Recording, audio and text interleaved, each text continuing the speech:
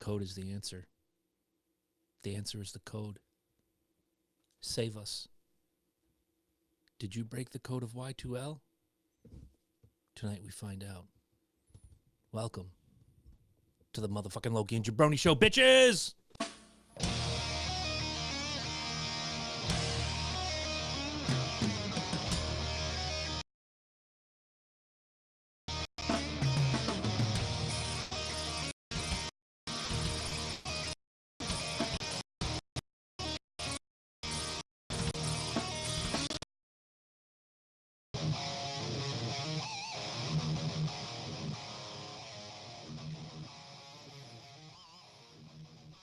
And welcome back to the Loki and Jabroni Show, everybody. Once again on a Tuesday night, perhaps the very last time here at Valhalla Underground Studios. We will have big news coming up on that in just a few minutes.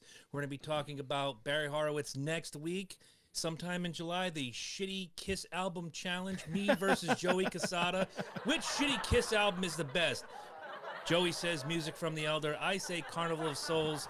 We will battle that out. Of course, I have a copy of the Elder always here in the Valhalla Studios. Because we need a reminder. We need a reminder of Shitty Kiss music sometimes. And, of course, right next to it, of course, is Joey Casada's book, Start With a Dream. Go to Amazon.com through LokiandJabroni.com. Get yourself a copy of that book or anything else you want to shop for. My name is Chris Burns, the Redneck Adonis, and next to me, once again, Chris Lynch. Strikers Mick Lynch is in the house, and the man in the box, the Tower of Power, too sweet to be sour, lifting barbell plates, eating T-bone steaks. He is sweeter than a German chocolate cake. He is the women's pet, the men's regret, where what you see is what you get, and what you don't see is better yet. His name is... Wow, I don't know if that was quite the opening. Eddie Focus. You're welcome. I practiced that all day. I want you to know that. How the fuck are we all doing tonight? We're doing really good. Doing really good. Very good. For a shitty New England day here. Oh it's an April. Feels April, like fucking April. like you said before. Right. This is a beautiful day for New England. What are you talking about? Well, shit it's a beautiful day for fucking Seattle as well. Yeah, that's true. If I want to live in Seattle, I'd fucking move 3,000 miles to the left. Yeah, good. And go grunge. Yeah, definitely go grunge. He'd be having his Soundgarden T-shirt on. Look, I already have the douche haircut. Look. Let me see. Oh, ladies and gentlemen, the ghost of Lane Staley. Douchey McLynch. I've taken on a new persona this week. That's like Cunty McWonder, slightly different. No, that's trademarked, and we're gonna fucking patent that, and there's gonna be action figures. On a T-shirt. And a fucking That's all I want. Animated series. What the fuck is going on here? I don't know, bro. Did you pay the fucking power bill this month? I was just about to say, in case you guys have missed Twitter, if you guys have missed Facebook, I have seen all sorts of cryptic shit, like, all fucking week. And I've shared them because I definitely want to know Y2L. What the fuck is going on? I have no clue, man. It's been all over Twitter. It has. It's trending. Twatter. Hashtag Y2L, man. Yeah. Hashtag what the fuck. And does anybody have a guess? I mean, I don't know. It's probably like some Slender Man bullshit or something. I'm thinking it might be like a new record. They actually made a movie of that. L is Lizzie Borden. Lizzie Borden's coming to the area. I'm still talking to him about getting tickets for us to go to see the show in Worcester in September. Maybe Borden. Maybe. I don't know. I don't know. Maybe Lizzie Borden's gone hip hop. Like, what's going on? Oh God, would that suck? Too legit to quit. Please don't do this to me. I don't need this kind of aggravation in my life. Yeah, he'd probably be good at it. Well, let's do the what's on your mind bit before the lights start fucking around on me again. And you know what? Angela paid the bill, so I have an issue with why are the lights fucking up? We have no electrical people on staff. No, we don't. No, we fired them. You're looking at the staff. Yeah, no, all three of us. Yeah. So and the little man that lives in the basement under the table. Get back under the table, Jesus. Jesus, bye. Bye. Go back in your hole. Stole him. Couldn't afford a real fluffer. All right, so from Nathan Hunt. My what's on your mind is something you and I discussed earlier in the week. Yes. $7,800 for an assassination attempt on. It's a big poppy. What the fuck? $7,800. American. What in the actual fuck? 400,000 pesos may mean a lot in the DR, but when you, like you said, do the math, $7,800. That's not enough to. Richard Kuklinski made bank 50 grand each to pop somebody. These guys must have been like wanting taquitos and burritos. The thing that sits in the back of my mind and has been sitting for the last week since I heard. 5 days since this broke. Give or take. what in the fuck did he actually do to these people to motivate them to hire somebody to kill him? Oh, I'm sure the story comes out, and And- whether he's fucking somebody's wife or a business deal gone It bad, could be. I'm maybe gonna, they just hate the fact that this is a local kid done good, and they're still running around bare feet in the middle of the town because if you square. do charity on the people that these type of people prey on, I'm gonna lean right. on the fact that he was Yeah. fucking somebody's wife, or that maybe He's he gonna. didn't. Okay, I know I'm gonna catch shit for saying this, guys. Don't take this the wrong way. But He's got himself a beautiful white American wife. But he Thank you. but he has a reputation that precedes him as being a very charitable, a very kind guy, a very conscientious guy, and he Make-A-Wish Foundation type of stuff. We talked about this 3 weeks ago on the show when my former boss's daughter was dying of cancer. Jenna was dying of cancer. He made it a day for her in Fenway Park. And that's the type to the naked eye, for what you see as the media portrays him, he's a really decent guy. Look, there's always that dark side to everybody. There's nobody I fear more seeing him walk up to the plate than David Ortiz back in the day. There's also no one on that Red Sox team that I respected more than David Ortiz. For years and years, I've had this conversation with everybody. He was what you want a ball player to be. And just look up David Ortiz funny moments on YouTube, and he was like the clown prince of baseball for many, many years. And I love the Saturday Night Live skits, by the way. Yes, with Big Papi, Big Puppy, Big Dominican lunch. That's some good shit. And my former boss, when I worked at the package store, has a place in the DR, and he's like, "Oh, nice. Dude, you got to come down." I'm like, "Yeah, after last week, no fucking way." Well, they're not shooting. I'm good. Chris Lynch. They're I'm shooting- good. It's like Jamaica. You go to Jamaica, you stay in a fucking resort. You don't go anywhere beyond the four walls of the fucking resort, because guess what? You're gonna be human trafficked, and you're gonna miss your fucking kidneys in the morning. You know what? Here, but kind of on topic. Do you think Natalie Holloway's dead, or do you think she got trafficked? I personally think she got trafficked. Same here. The reason being because that all the clues have led into dead ends. There's no solid. Vandersloot can't prove anything, and he's not giving up anything. Of course, he's in jail for somebody else's murder now. So well, it doesn't negate the fact that he's a fucking murderer. Yeah. Whether he murdered her or not, I don't know. Given the environment and the time frame that this happened in, human trafficking was on the upswing. Oh yeah, and it's right around the time Taken came out too. Yeah, and that shit fucking happens, dude. Scares the shit out of me, especially as the father of a. What the fuck is going on? I was gonna say Mexico, but the hell, man. Jesus. Are we having a thunderstorm or something? No wonder we're switching studios. Jesus. You fucking cheap ass Valhalla. Are the walls gonna be coming down on us? We don't know. Are the walls come crumbling down? I'm gonna break the walls down if I have to. I'm not sure, but yeah, I always wanted to ask that question, and you guys seem to be the perfect foil for that question. I do. So. I honestly think I don't think she was murdered. I don't think she fell off the boat. I think she met up with the wrong person at the wrong time and got pushed into a system that. But she was with Vandersloot. There's video evidence. There is proof that she was with Jorn Vandersloot. But the problem is that there's nothing connecting them after the fact to where she went after their initial interaction. Right. And it just, the fucking wall just, boom. All clues lead to nowhere after that fact. I got you. What's that Netflix documentary about that little girl that got snatched? Oh yeah, Natasha Schmunktaplunk or whatever. Like that, like the girl. Sorry, I just don't know how to say her. Like Schmunktaplunk. It sounded good to me. Irish? Catch it on Netflix. Wow, I'm sorry I brought it up. Russian Irish descent. She was Schmunktaplunk. Well, like just vanished without a trace. Yeah. And clearly, it all looks like trafficking. Well, if you guys ever want to get really disturbed, before I go into what's on my mind, watch Vanish in Plain Sight. You will go to bed hating yourself and hating your wife for watching that. The wife and I watched that about a month ago, and we like fucking binge watched the whole thing. I'm like, holy fucking shit! Can you look at those people without being like totally appalled? Nope, because first of all, he's getting hand jobs from his buddy, or giving the hand jobs, and the dude is fucking everybody, and then he takes a 13-year-old girl. If I'm three fucking times, it's not like it was once. Three fucking times. The whole Stockholm syndrome thing. I love him and I want to marry him, bitch. No, come you don't. on, man. You don't love him. You're 13. You want to watch fucking Powder Puff Girls next week. You don't know shit. You know what it fucking reminds me of? That episode of Family Guy with Bill Clinton. And Bill Clinton sleeps with Lois. Yes. And then Yeah, Peter goes exactly. to give Bill Clinton a piece of his mind. Next frame, he's in bed with Bill Clinton. He's like, "Damn, you're good." Yeah, what the fuck happened? Billy had it like that. Billy had it like that. Real quick. You could charm the snake off charm the skin off a snake. Pretty much. He Pretty charmed. much. Never mind. I'm not even gonna say. It. Well, he charmed the rest off of Monica. Bad news Cum this stain week and all. from the rock and roll world. Dave Dave Mustaine, Mustaine. throat cancer. Fuck. Oh, I mean, yes. Look, I haven't heard about that. Here's a guy who lived super hard.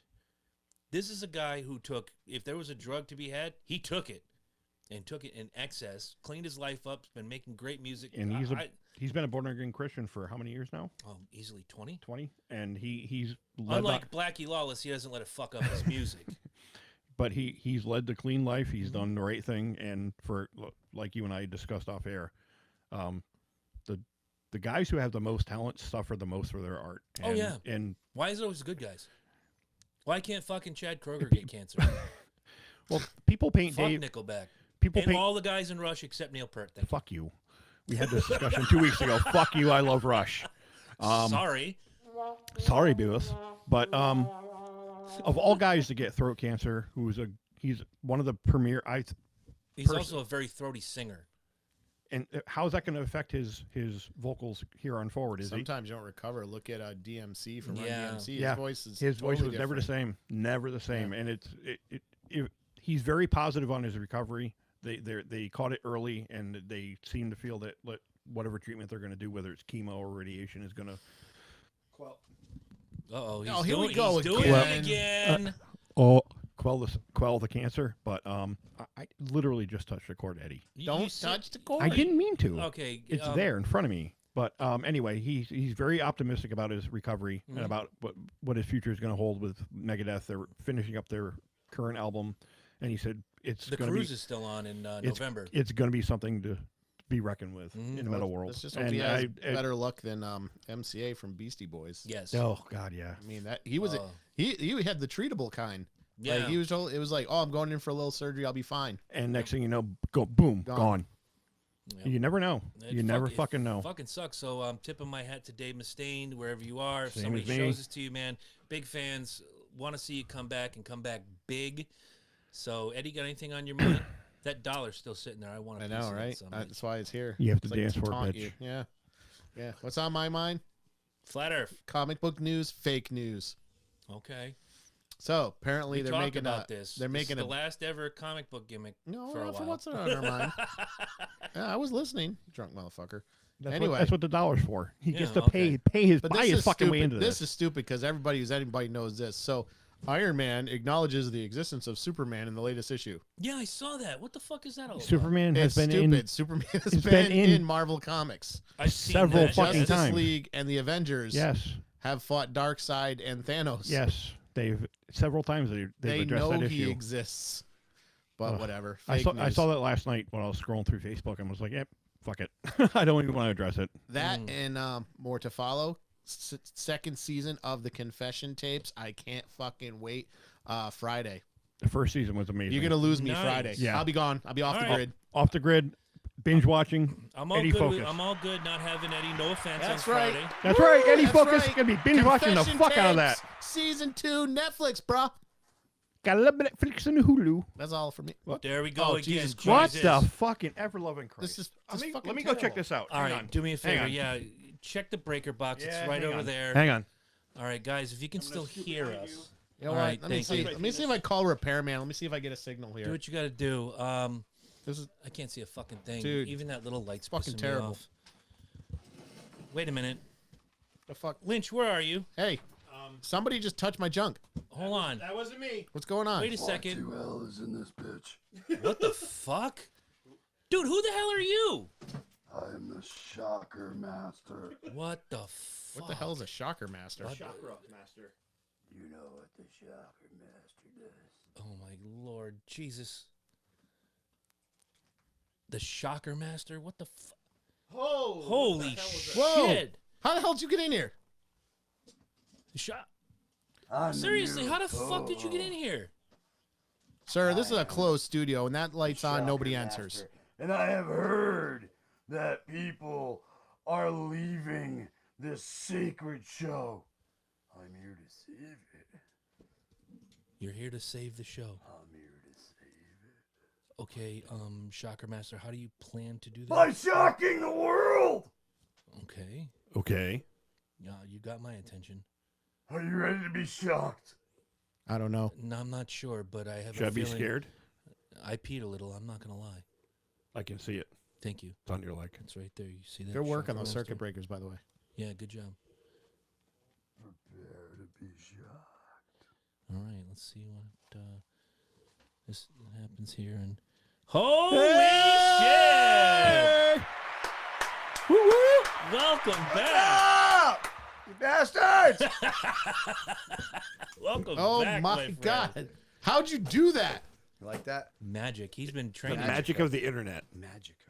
Wow. Magica. A shitty Dio album, by the way. Do not challenge me to that one. Don't ever buy that. I bought it. I'm sorry. At the show, it was only $8. Already has his little bumpers going. Yeah. You got to get your gimmick. I got a straight. big head, man. I know. I can Sorry. See this. That's all right. It's all that surgery, man. Just a tip. There it is. There Just it a is. tip. See how it Just feels. this. They took a piece out and the head's still damn huge. So what is up, my Wow. peoples? How the fuck are you, man? I'm great. I'm great. 10 weeks since you've worn that chair. Yep. I got my my diploma. Nice. I graduated. Woo woo!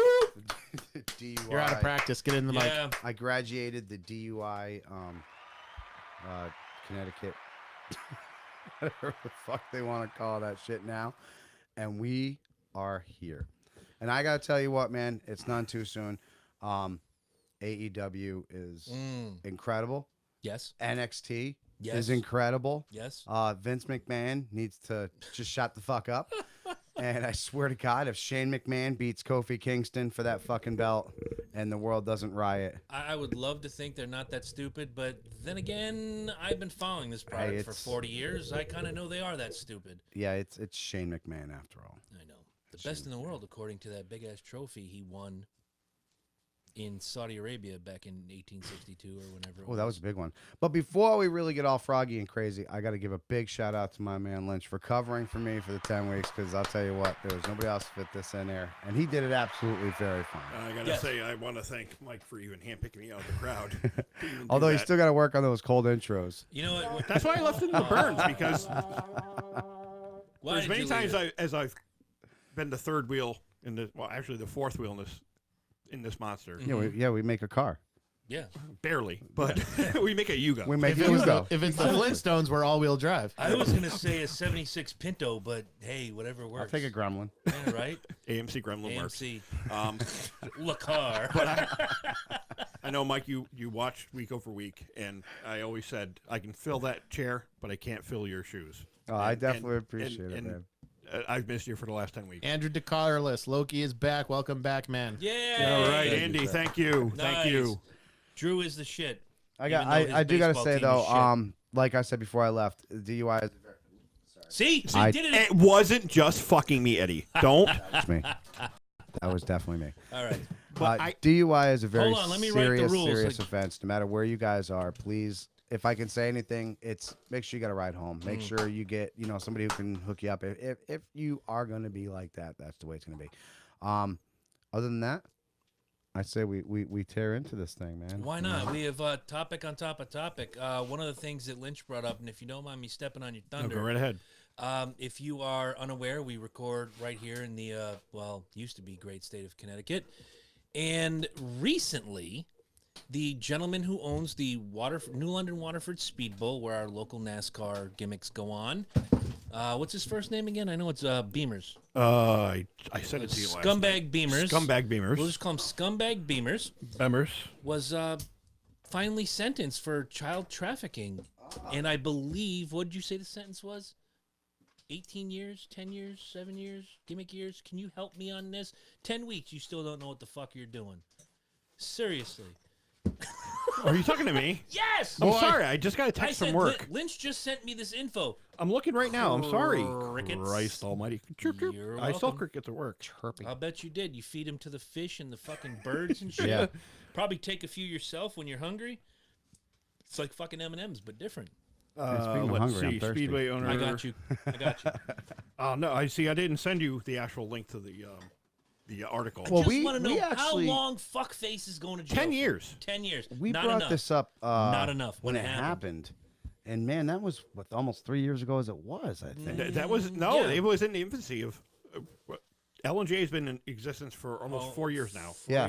4 years. We just passed 4 years. Yeah. So this was like year one. That's right. Year Yeah. one, Just in and a year half, one yeah. that this happened. Okay. And That's crazy. Buying it. I was actually on the episode that I think we talked about this. Yes. And It's funny how this goes full circle then. well, That is everything history. absolutely. Well, history repeats itself, No, that and you can't deny that. no, The exactly. 10 years that he got for what he was accused of Is nowhere so next fucking to. lenient. Oh my Well, god! you know, he probably had how many lawyers in his pocket, and how many people did Well, he have?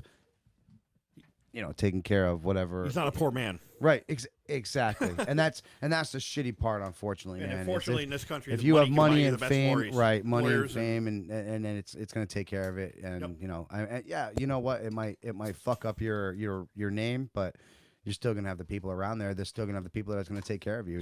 It's always going to be there. It's never going to end. No, and it's an unfortunate fact that the justice system unfortunately doesn't dole out their. Here's my Their, biggest issue. And again, sentences. you have Eddie, who is like stepfather Jones to a young lady. I am stepfather to a 14-year-old young lady. I am biological father to an 11-year-old young lady. Who You looks have children 22. yourself. Let's be honest. Well, I got 2 teens, and they're both boys, and But strapping young lads, it's handsome different. kids. It's different when you're talking about a woman, and it is. It's a- I was hoping you'd say that because I'm not trying to prove you wrong on No, your first week no. back, but trafficking is trafficking. They can take a young man just as quick as they take a young woman. The need is out there. Well, It's scary. and that's what he was accused of. Exactly. and Young boys. The biggest, most abhorrent fact of their case is that they were mentally ill kids. They were not. Yes. They're not kids. They're not kids of their. they're trusting, very trusting. Very trusting, and they looked up to people like him. Yeah, because hey, come! I got free tickets to the Speed Bowl. Come watch. Come watch. And the you're talking races. about Come do 12-year-old this. young boys who are. Guys who think Bob Potter is like the coolest thing ever. Which, look, when I was 12, I thought Bob Potter was the coolest thing ever. Shout out to Bob Potter and his daughter Virginia. woo. Love you Oh. guys. Love you guys. But the problem is that What?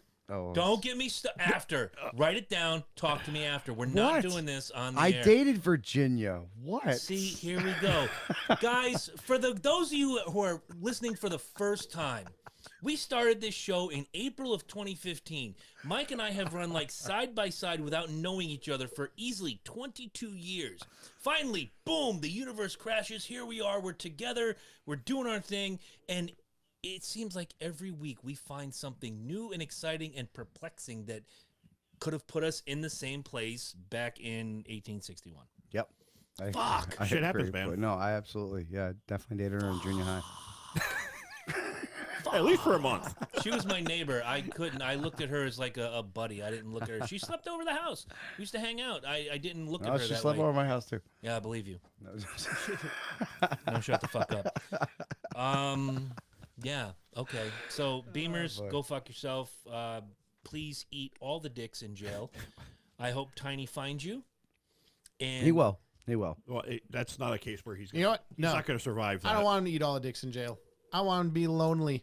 I don't want anyone to show him love. Oh, good call by I want him Eddie to Focus. rot in prison in solitary. confinement Jones, like the kid in what is How They See Us, Why They See Us. What was Dude, the put him in a Now they holding see us. cell. Yeah. Fuck that. Yeah. Throw him in a holding cell. You want people to change? Throw their asses in a even better. holding cell. Even better. We're in 2019. Men can use the women's bathroom. Women can use the men's bathroom. Guys can think they're fucking horses. Why not put Beamers in a woman's prison and watch them beat the shit out of them? To me, Gorgeous George right there. Boom. The problem with that is I think Justice eventually Jones. he'll start liking it. I think no matter what abuse, I think Ed's got it right on the head. You get just beat with got to a take broom one handle. Alone. You got to take one from everything That's because the worst thing you can do to anybody. absolutely exactly I'll buy it. any type of anything, any type of attention whatsoever at Ben this Gay point. I love it. suit. So there you go. That shit. He is might like that. harsh. That is righteous right there. loves it. All right, Andrew, you get applause. An Altoid blowjob. So Ooh. I used to That- think the that's not Listerine strips always were bad, bad. though. Pepsi Pop Rocks. There you go, Pepsi. Oh, there you Pop go. Rocks. Oh no, that killed Mikey. Ladies and gentlemen, urban legends on the Local Diversion. I wanted to tell you guys off air, and then we got onto another topic. But since I want to just use his stage name here. Xantaxia is watching. It finally happened. I got booted from Nathan Thompson's YouTube page for a day. Yes. Yes. Do you know why I got booted? Are you still bugging him? Oh yes. Every fucking you know what's chance I actually get. you know what's actually funny is I do have to give we have a new listener that I actually picked up over the week. Tell me. Actually, I got a couple new listeners. Well, hello guys. But whoever you are. one of them money. being Jill, the other one being one of my drivers, and now the driver actually believes in the flat Earth theory. How long we been doing the show? About 4 years. 4 years now. When I do what I'm about to do, tell me when the last time you saw me do it was. Well, and I actually told him, I said, do yourself a favor and go ahead and go go listen to the episode Flat Earth. And he started downloading our shit. So I got to find out if he actually listened to that episode, number one. And number two, if we decide to go back to it, he would like to be a part of it. So, Oh, absolutely. Oh my God. Well, actually, we might not be able to. Why not? Because in It's been YouTube's proven. guidelines, you're not I allowed know. to- in It's proven already. in That's YouTube's what happened. guidelines, they're trying to say you're not allowed to share conspiracies like flat Earth. I know. I've seen that. And But how is that in conspiracy? Clinton's hot. He's been posting it It's all a over the place. conspiracy, dude. People are losing their minds over this shit. They really are. Like Hey, one. Devil's advocate? Oh Christ! Oh, come on, Eddie. Here we go. I don't agree with their thing, but I think they should be able to say it. I'll agree with you. Well, on that's why I that. don't. I don't feel. absolutely. That's Yeah. why I don't feel it's a conspiracy. Those it's an videos opinion. are comedy. So It's an is- opinion. Yeah, same, Yeah, same whatever with, you like, want to same call thing it. with- Uh, Well, it's the same Satanism, thing anything like that. You're worshiping the devil, and you Well, want to throw Well, yourself it's the a same thing. fucking It's There the you same as go. abortion, Mike. yeah. It's your opinion whether Yes. you Yes. have I've an caught abortion my or you fair, don't. fair share of shit for that too. And we had this discussion 2 weeks ago about that. Very brief and at the end of the episode, but I think it's very simple, and I'm pretty sure there's every guy at this table believes it's a woman's body, and a woman can do whatever the fuck they want with that body. I feel the same way. So, Agreed. I mean, I feel the same way. I mean, It's very simple. But I mean, will- it's I've said you it. want to candy coat it any other fucking way. I'm not going to listen to it Well, because here's my question. We neither one of us here have ever given birth. Neither one of us here are ever going to have that opportunity No, to but give birth. you can't Neither give one birth of by us here, yourself. right? Exactly. We're not frogs. We're not asexual. But neither Well, one of us ooh, here. throwing in science. Never mind. Yeah, this maybe. Science? Maybe. Oh shit! Hey, Flat look, when we Earthers say hate go that fuck shit. yourself, we're specifically saying an action. Okay, it is He's done not. that twice. He Yes. forgot the rules. Look, I'm gonna Beautiful. say this: we will never know what it's like. Xantia says losing their minds. Some of them never had one to begin with. I'll agree with Yeah. that, and I'll This get is into that very in just true. a minute. But I want Mike to finish his point. That's the really quick point is this: if none of us are ever gonna have that fear of sitting up late at night wondering what the hell we're gonna do with what is inside of us growing, you know what I'm saying? Yeah. That is never gonna be in any of us here, unless aliens actually do exist and we're out on the spaceship and one of us get one of those things inside of us. That'd be pretty cool. Yeah. I don't Bro, know, be dude. pretty I ate a cool. Mexican wait, alley wait, one wait, time, wait. and I was a little worried about what was going on inside. I have to counter that. Now I'm going to do the devil's advocate. Space is fake. You can't get past the dome.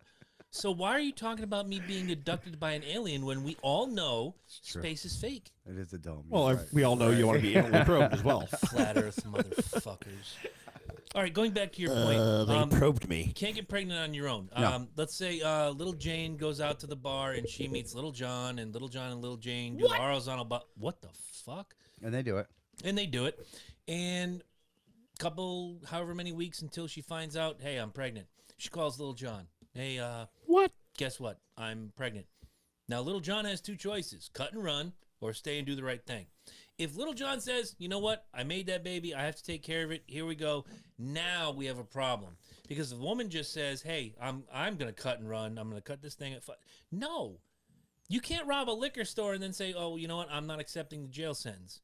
You know how to prevent this. Well, you can't rob the liquor store and say, oh, 15 minutes later, say, oh, I'm going to give the booze back. Here. My bad. Oh, my I bad, only sorry. took a swig. But that's I only took one nip. Men will never understand what it's like to give birth, but women will So- never understand what it's like to be kicked in the amen, nuts. Xantaxia. Thank you. If Little John had a son, you think his name would be Yeah? Yeah. Possibly. Yeah. As long as you don't name the child Junior, which is one of the crime and sports rules. Don't name your kid Junior under any circumstances. I mean, It's we a could recipe for fucking failure. Especially We when could go one of round them's and a round on twin. Right? Ozzy and Jose Canseco. Jose Canseco. What a way to say, hey, I think you're a piece of shit. Right? Junior, come here. Come here, Junior. No. Both of you. Not you, Ozzy. Move The away. other piece of shit. No, can't do that. Can't do that. No, but we can go round and round the room. Back up your clipping. Oh, sorry. Just going back to however many weeks ago that Bristol from Turtle Boy Sports came on About and 4 talked weeks about ago. her debate for more like 6, I think. I don't know. You know, you're old. Guessing. I mean, it's like me. I think Well, we missed yesterday a couple weeks. I think yesterday was February. It's that I'm that old. So it's almost Valentine's Day. You better get your bitch some flowers. And you can do it. go how? Monthlyclubs.com. You Go to- can subscribe, get flowers sent to you monthly. So if you're Look always at Eddie paying the bills. If you're always pissing your woman off, as Jabroni often does, you can get flowers and chocolates, Get yourself a cigars, new one. cheese. I prefer to keep the one I've got, but I understand where you're coming from. I don't know the backstory, so I'm not even going to go Yo, there. if you're gonna be spending a fucking, future if you're gonna episode. spend money on flowers and you haven't even fucked up yet, hello, man. You're just waiting for the next fuck. My dad always used to say, when you wake up in the morning, kiss your wife on the cheek and say, I'm sorry. And when she says, why? Because I know I'm going to fuck up at least one time today. I like that, and I'm writing and that I'm, shit down. I'm just like And I'm putting gonna this in the I'm sorry bank. I've been writing doing it it on the wrong. speed- I I'm say wri- thanks a lot before I go to bed. And she's like, what? I'm like, I'm sure you're going to piss me off tomorrow. Oh. See, I'm writing it on the Or Speedway. a blowjob, one of the other. I'm writing that shit on the Speedway page because I want to share it with Corey tomorrow because he's going to need that shit. My man cannot go through life thinking nothing's his fault. And if any of you have ever watched the show, Corey just happens to think that all the production problems are on our end. It's not. Moving on. Well, it's any relationship, really. I mean, it takes 2 to tango, and it takes 2 to build a relationship. And you Correct. know what? I'm not perfect. Can't But do- only He's- one credit card to get flowers delivered every month. paying the From bills. flowers.com, Loki and Jabroni. Go to loganjabroni.com, visit the affiliate links, Yes. Amazon, Yes. WWE, Monthly This is Club is true. my favorite. Now, going back, just to close off this point, pissing Nathan Thompson off, I was almost said Nathan Hunt. Oh my God, I was about to get shot. And Oh, never you get would have. free tickets Comparing again. those two? Are you serious? Sorry, Fuck Nathan you. Hunt, Shaman's Harvest, our friend. Go check out. They got a new album coming out at the end of the year. Make sure you check it out. Pissing him off is kind of, it's not what I live for, but any chance I get to do it, I have so much fun with it because he doesn't answer a direct question. You experienced it. You listened to it. It's and- kind of like fishing. Some days No, it is. Some days you get a good bite. Yeah. Other days you're like, fuck. Whoa, and let there be light. Common Core Jones. Common Core Master. How Common. many times do I explain light bulbs to you? I don't give a fuck. It's Insane. We're out of here according to the plan, I guess, next week. So Yeah, but we're videotaping now, and Same, the lighting same. was terrible. what have you? And We all look Mr. like- Man of the Box producer is going to make an executive Yeah, decision you to. know, he complains when I don't produce, but I try doing production stuff. And you The do a fuck good you thing. doing? What the producing. fuck you doing? You're producing. You see I how can have actually the Very same simple. thing after Look, that? I can see Mike from across the room now. It's simple. I can kind of see Chris. You see how when the voice of reason comes in, I kind of stand down. Your voice is not reason. I'm just throwing that out here. Now. No, I'm not trying to be reason. And that's why I like the The dynamic. dynamic that we have here between the four-headed monster. So you can't do a cold I open. can't- You I can't can't- speak English. Shut the fuck Your up. breath dude. stinks, and you don't love Jesus. Let's just move on. I do love Jesus. Okay. And he thank likes you. that bomb, just like you do. So there's Right. nothing wrong with There I that. you don't go. though. You're like, what? Napalm? What? Napalm boom. You're back. You're in the seat. What do you want to talk about tonight? I've been So waiting. let's I really want to break down number one, the debacle known as the Undertaker Goldberg match. I read about that. Can we talk about that? First of all, Goldberg, dude, stop headbutting shit because you were bleeding and the fucking match didn't even start yet, homeboy. Like, dude. Yeah, don't start in the locker room. Yeah, that's not. Look, the look on Undertaker's face said it all. Did it not? Yeah. Did it not? I mean, I It was actually comical. felt It was bad comical. for the guy I because didn't, because they both were equally ridiculous. One's 51, one's 56. There's no reason they should why be do you out there. why do you even sign on for something like this? Number one, Money. It's I the don't Saudi even know government. I don't They even know bought if and it's. paid for that show. Well, I That's know what they want. they wanted that. I Oh, know it's they wanted absolutely that. a cash grab. Drew said it. absolutely. Drew said it right now on the live feed. Worst match ever. Oh, it's horrible. I may have to agree with that. And I've seen some shitty matches over the horrible, years. dude. When he went for that jackhammer and they just tumbled, Mm-hmm. tumbled like a stack of Jenga. Picture They're this. just like Picture this, Lynch. And I know you don't watch a lot of wrestling. You don't have the WWE Network, which if you want it, you can go to lokinjabroni.com/wrestling, $9.99 a month, and you will get give you 30 Stomping days. Grounds for free this month, which is this Sunday, by the way. It looked like two manatees slapping each other. Picture that. It was terrible. But these are two guys that, 75% of this room grew up watching and looking at and going, wow, monsters. Yeah. They were amazing. They were great athletes. And they just looked like two old men slapping each other with flip-flops. Watching Undertaker lately is painful, in my opinion. Well, even was it AOEW superstar fucking or AOW superstar AEW superstar Matt Riddle was already. Well, Matt Riddle's NXT. Oh, sorry, NXT was busting Goldberg's ass. And I mean, obviously it's promotional purposes, but he's like literally he's bringing up some fantastic points. Even in his prime, he was hurting people. Yeah. There's a list. Do you know why Glacier fought him so many times? Because Glacier could actually take the hits. They trained with each other and they know how to take the moves. Exactly. So they had him face fucking Glacier 75 times because Glacier actually made him look like a better wrestler. So out of 173-0, 70 of them were Glacier. Yeah, good job, Ray. They really wherever were. you are. I mean, he destroyed Malenko. Yep. I remember Malenko was out for like what, a month, 2 months for like a torn rotator cuff because he dropped him on his shoulder. Mm-hmm. I mean, Kevin Nash, the Big Show, aka the Giant back then. Just the list goes on and on of people that he just hurt. You know, I mean, he's not. There's a reason why his matches only went for 5 minutes. Because it's and then big Goldberg fans will be out there being like, "Dude, he had a match one time that went 10 minutes. Don't take that away from him." Mm-hmm. Yeah, okay, one match, and who was it against? You can't even tell me because you don't even remember the fucking match because every match lasted 10. Come out, jackhammer. Goldberg described it best in one of the DVDs. You come out, you stand in the flames where there's cold sparks. Yeah. You breathe in, you breathe out, the smoke comes out, you throw a couple punches, you get in, spear, jackhammer, get out of the ring, 3 minutes, done. You're done. And Eric Bischoff, give or take what you like to say about him, I know what I like to think about him. I've heard what you have to think about him. Yeah. Genius for doing that. Where he got exposed was when the match goes a little bit longer and you see him get gassed in the first 5 minutes. Zantaxi, I'm going to get to your question in a minute. This is a fantastic question because I know you and I talked about this on text message. Just Goldberg is an anomaly. He shouldn't be there. No. But he was a huge star, and people still to this day, when he comes out, the smoke and the fire and the bomb and that's the a hell of an entrance. Let's be honest. And his he match just against looks Lesnar like 2 a years ago was minotaur fantastic. rolling out. I mean, it's classic gladiator, sparks flying in your face, breathing, you know, get it all the out. match against Lesnar a couple years ago at not there. But even if you go back to the Lesnar one, and as scripted as everything was, it was still like Lesnar carried that match. Well, it's skill versus skill at that point. It's but not like you're putting somebody. I like this this point. You're not like putting Pee Wee Herman against Andre the fucking Giant. But Andre knew how to work, and he would carry Pee Wee. Right. Exactly. Brock knows how to work. They know how to work off each other, and they know how to perform off each other. It's performance art. It's nothing more than that. We're not talking about Savage Steamboat. No, it's a totally different we're fucking not talking ball about game. We're not talking about Flair Sting. No. We're not talking about Bret Hart, Shawn Michaels. We're talking about The Undertaker, who, look, I know how much you dig The Undertaker. Skills were always limited. Back then. But he could work his ass off. Right. Versus Goldberg, who throughout his prime and even now into age 51, skills are very limited.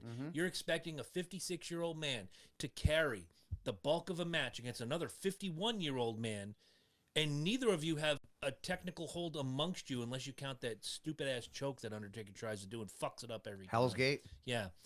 Which Blair Tugman could poke holes through tomorrow. Oh, God. The thing about those two guys is that their name made them famous. Yes. It's not their skills. The name, the gimmick, the presentation. They had no technical moves. They had no TKO takedowns. Let me throw it to you like this. The Undertaker and Goldberg, and I'm saying this with all the love in my heart for what I'm about to say, are Kiss. The gimmick carried them, and eventually the skill brought them up. And the gimmick goes away, and the gimmick fades, and the gimmick becomes old and stale, and you don't want to see. I don't want to go to a match and just see the gimmick. Let me break it down. I want to see some technical wrestling. Let me break it down in a very simple question. I think everyone here agrees.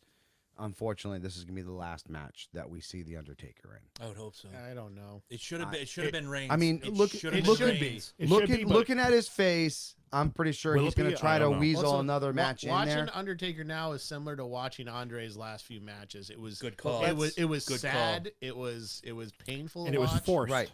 Let's take. And it just looked so painful. You could see the pain in Andre's face. Let's take three. Let's take 4 masters, 4 matches. Go. Shawn Michaels. Okay. Triple H. You just said it. Lesnar. Brock Lesnar, Yep. and then Roman Reigns. Which one of those 4 superstars should have ended it? And I mean, ended it. I'm going to throw a curveball because the one I think should have ended it is not on that list. Okay, we'll go ahead and throw your curveball in. CM Punk. And I like Punk where was you're going the with hottest that. thing going at the time, and you want to build this guy 400 and change, however many days as champion, longest reigning in 30 years. You have him end that streak, and you've just built yourself something amazing. But if you're giving me those 4, Because they happened. I That's why I gave you those. I would. You know what? If you're giving me those 4, Brock, of course.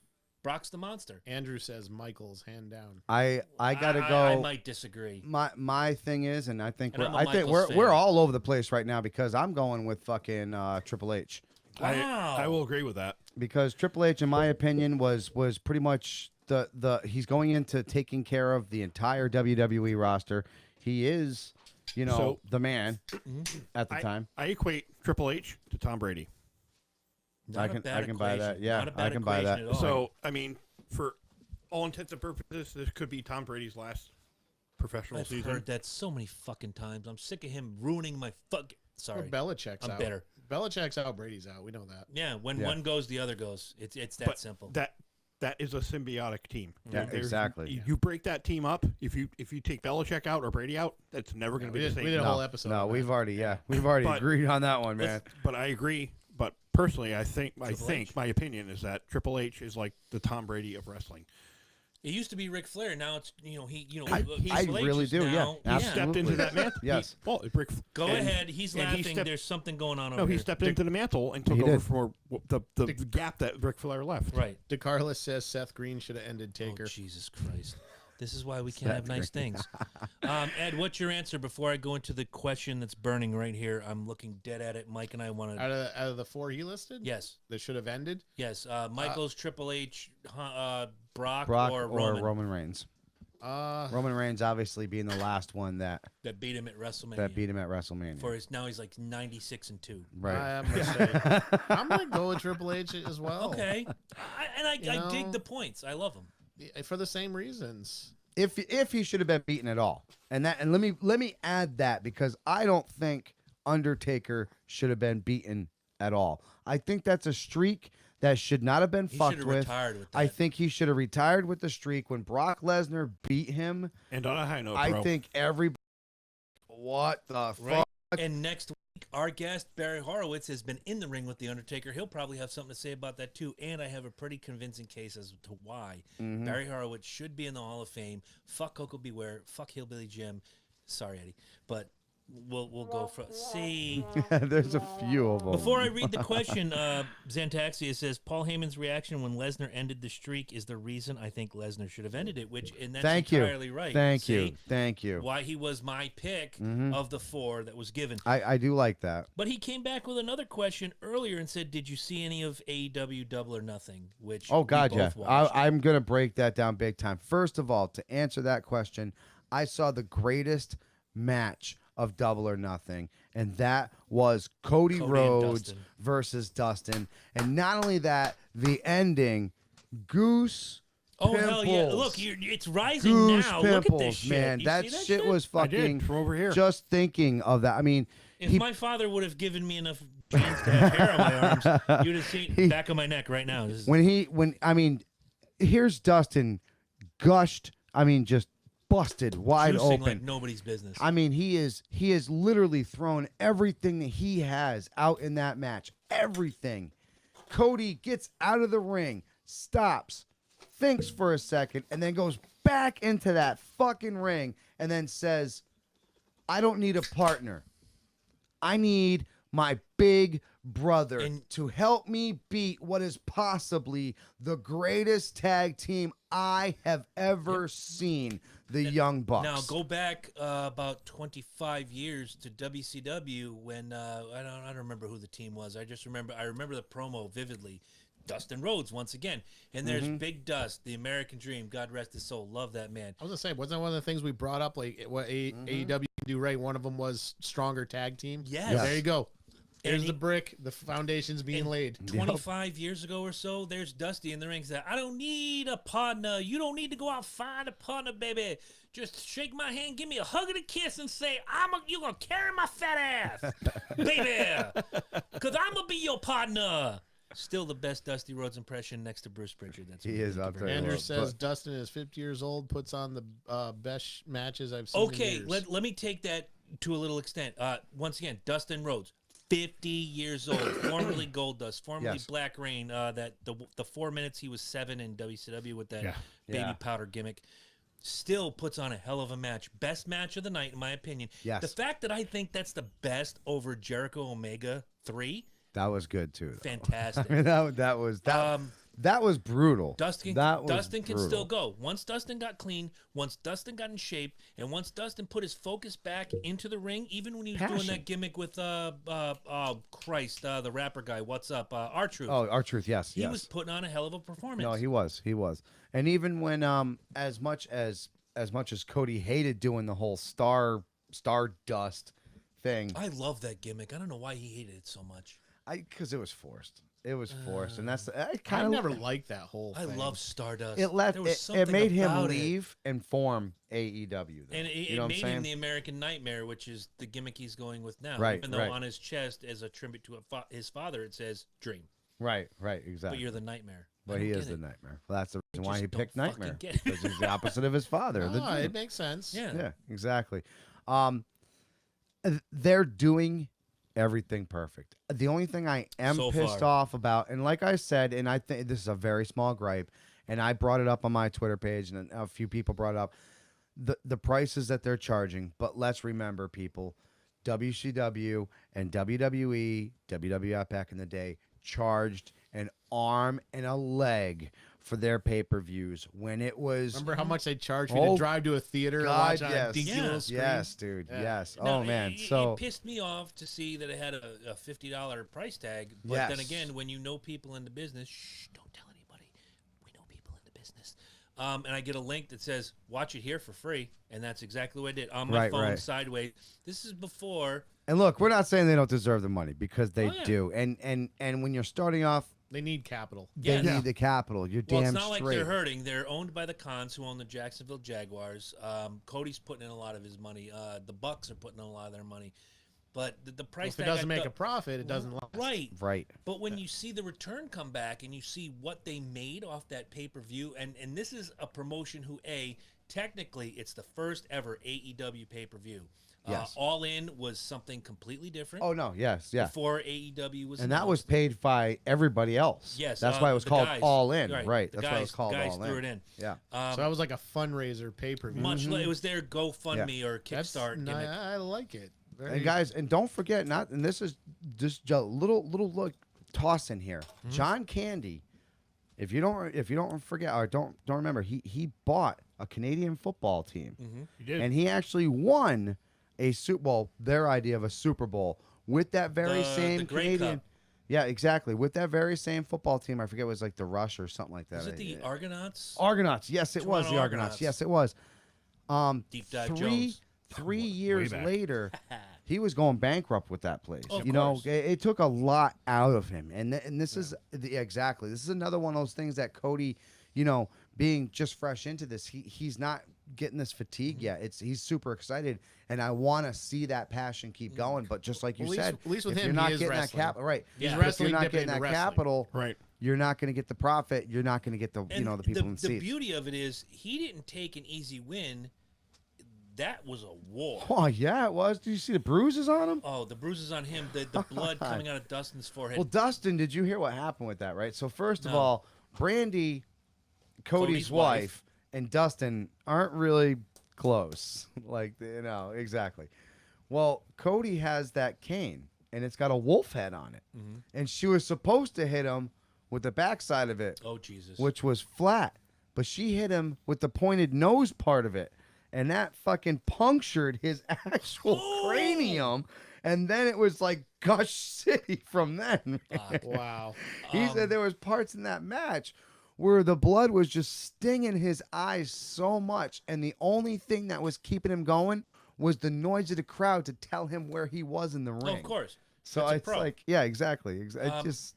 Real quick, what'd you think was the worst match on the show? Because it was filled with awesomeness, but I have my worst match already picked out. Okay, so I got to go... If we agree, I'm just going to go out the door and I'll come back in like 3 minutes. That means he's got to pay. No, just No, I Simpatico. gotta pay though. That, but I gotta pay. Simpatico Jones. I mean, we're doing this. Y2L would never pee. The Shocker Master would never The pay. Shocker Meister causes pee. Right. Oh my God. And a slight burning a few weeks later. Tickling the prostate and one a finger at a stinging- time. And a stinging sensation. There you go. What was the they have like I think it's not really a cruiser weight. Oh, what are they called? They have a I know the not the Those flyweight, but those two guys. wasn't the worst. in I my wasn't opinion. fully impressed with it. I think I've said it before. I really feel like these guys are gonna be big time into like sticking with one belt and big time into the tag teams. It really seems You like just that brought up that's another question. what I'll they're wait going to be till the bringing end. into. I got to stick with that. I Okay, I forget what those two names what those two fuckers were, but Naito and somebody else. yeah, I wasn't really. They could have been. They could have been better. No, it's not. It's like Gimmick Jones right here. All right. Okay. Anyway, I don't have mine on. whoever, and I know who designed it because he said so on his podcast. Talk is Jericho. The Casino Royale Battle Royal was junk. First of all, you have a guy Yes. with no legs in the ring. Yes, Yes, guys, think about this. Yes. I want you to look this up when you get home. See, I thought that was one of all, those Double or cheesy, Nothing like Battle laugh Royal. gimmick, fucking Nice bullshit joke, thingies. Stinky. Nice jug, Stinky. All right, well, good job, Stinky. Who said that? Chris Lynch said Chris that. Lynch. Rotten cocksucker. I didn't say that. A guy with no, You just did. a guy with no fucking legs. Wait, whoa. Somebody has hacked your shit. Fuck me running. Somebody has hacked your shit. Nice jug, Stinky. You're not supposed to leave your YouTube log, dude. I don't. They're gonna see all your Well, knitting. somebody has now watched you watch Asian midget porn and Monkey That's Fuck Fest awesome. 3000. Let me say it again. A guy with no fucking legs was in this battle royal. First of all, what are the rules in the battle royal? You get tossed over the top rope and Land on your both feet your have to hit the feet. floor. Yeah. That guy won. It doesn't matter who raised their hand at the end. That guy won. Why? Because his feet never hit the fucking floor. Well, let's ask the studio audience. What do you Go think? ahead. Did that guy? It has been decided. I like your sign, by the way. That's really nice. That is a cool sign. Jabroni for president. That was I hard. like that. That must have been hard Yeah. to put together. with a straight 2024, face. so they're for another 4 years. I like that. That must have. But the boss. Quiet Uh-oh. out of you. Who's the boss? Quite out of the guest. Tony Danza. Anyway, yeah. Angela. How do you have first of all, you have a fucking guy with no legs in there, and then they fucked up everything. It just came off as silly. The concept is great. Props to Jericho for coming up with yet another fantastic concept, like Money in the Bank, like all the things he's done over the years. But Right. execution, poor. Well- That's my worst match of the night. Like I said, the only reason why I didn't give it that one was because it was Jericho's stink, so to say.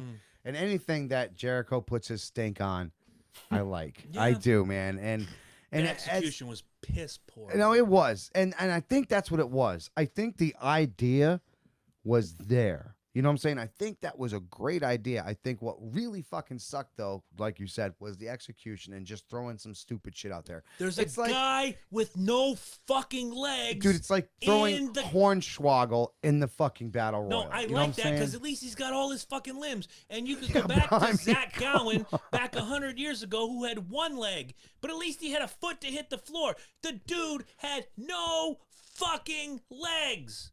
First of all, that's how you become an outlaw mud show. Props to Jim Cornette for that freaking phrase. Yes. That's how you become an outlaw mud show. You have a guy with no legs in a battle royal. First of all it takes is two dudes to grab two arms and flip them out. You're done. Maybe it was an anti-discrimination law. And they had to hire probably. Maybe, just maybe, they should, if they're going to have a guy with no legs in a battle royal, maybe they should say the first person who's both butt cheeks hit the floor. Because then this guy has... Well, in his aspect... Does he have an ass? Oh, Jesus, don't tell me. Don't tell me he doesn't have an ass. Holy fucking pun over here first week back. What? Don't tell me that this legless fucking wonder doesn't have an ass. Now he has to go out on his fucking nose? Dude, have you ever seen a guy with like no legs, like up to his fucking hips? It's all back and crack. They have no ass. Yeah, they can't. You know what? How can you have one? You're gonna have a Like hole. basically, they have a hole. You have a hole. With a little bit of cheek. If you're gonna have a guy in a wrestling battle royal Keep clipping. with no fucking legs, you have to alter the rules. Oh, fucker, man. What is the call? Yeah, Zach Gowen. I just said it, bro. He had one leg, but he took that. Here's what I never understood about Zach Gowen. As long as we're gonna be talking about Zach Gowen, he comes to the ring. He's got his prosthetic on. Hey, look, I'm Zach Gowen. Yay! And he takes the fucking leg off. Dude, keep the fucking leg on. You have an instant. It's not a foreign object. It's a fucking hard-ass prosthetic leg. Yeah. Kick the motherfucker in the head, knock him out, pin the guy. You're the world champion. The Young Bucks, though, I gotta say, the man. Young Bucks are fucking amazing. They're fucking smooth.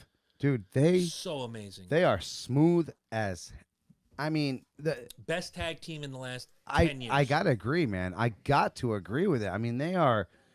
The fluidity that they have. I mean, he's they're literally like 1 second it's got dropping him and he's holding him up and he ain't getting dropped. And then as he's rolling off, the other guy's rolling up on top of that and then flying off the top rope.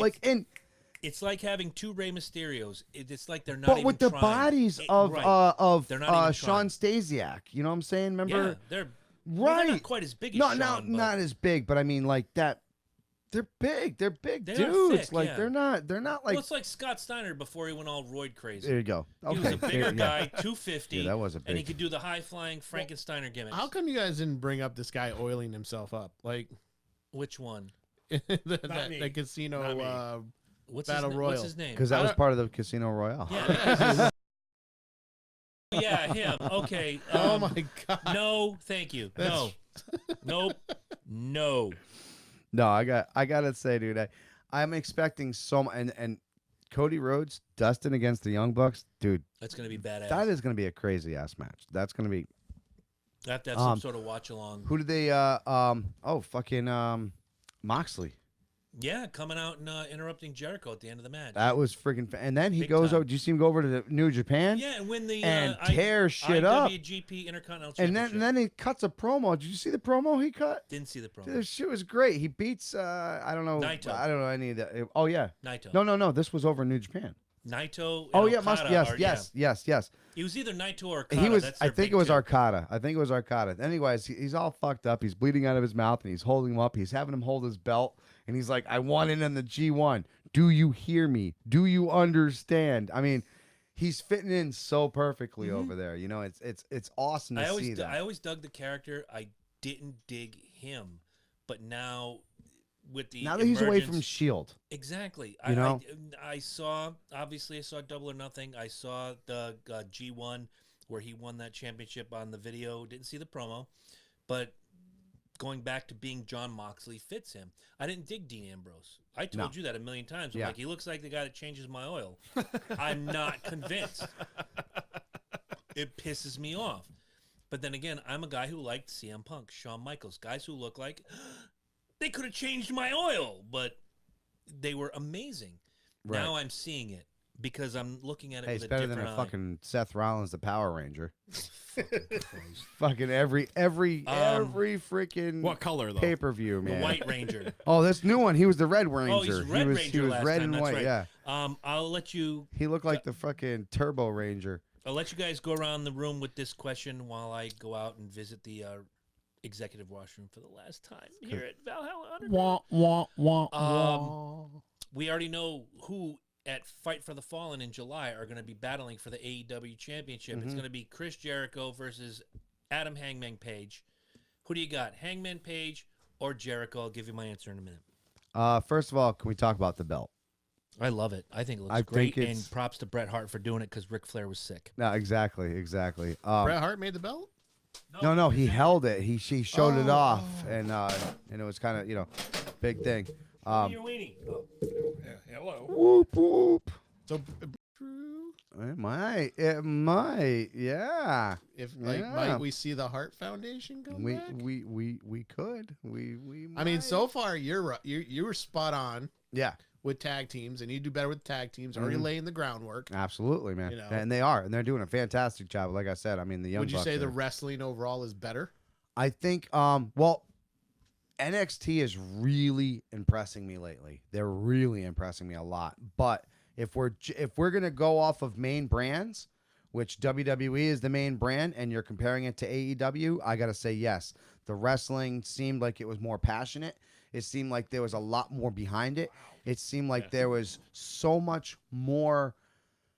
Like it just seemed like they wanted to be it. They wanted it more. You know what I'm saying? They wanted that feeling of being the top spot, and the hunger's there, and you can see it. You can Good. see it.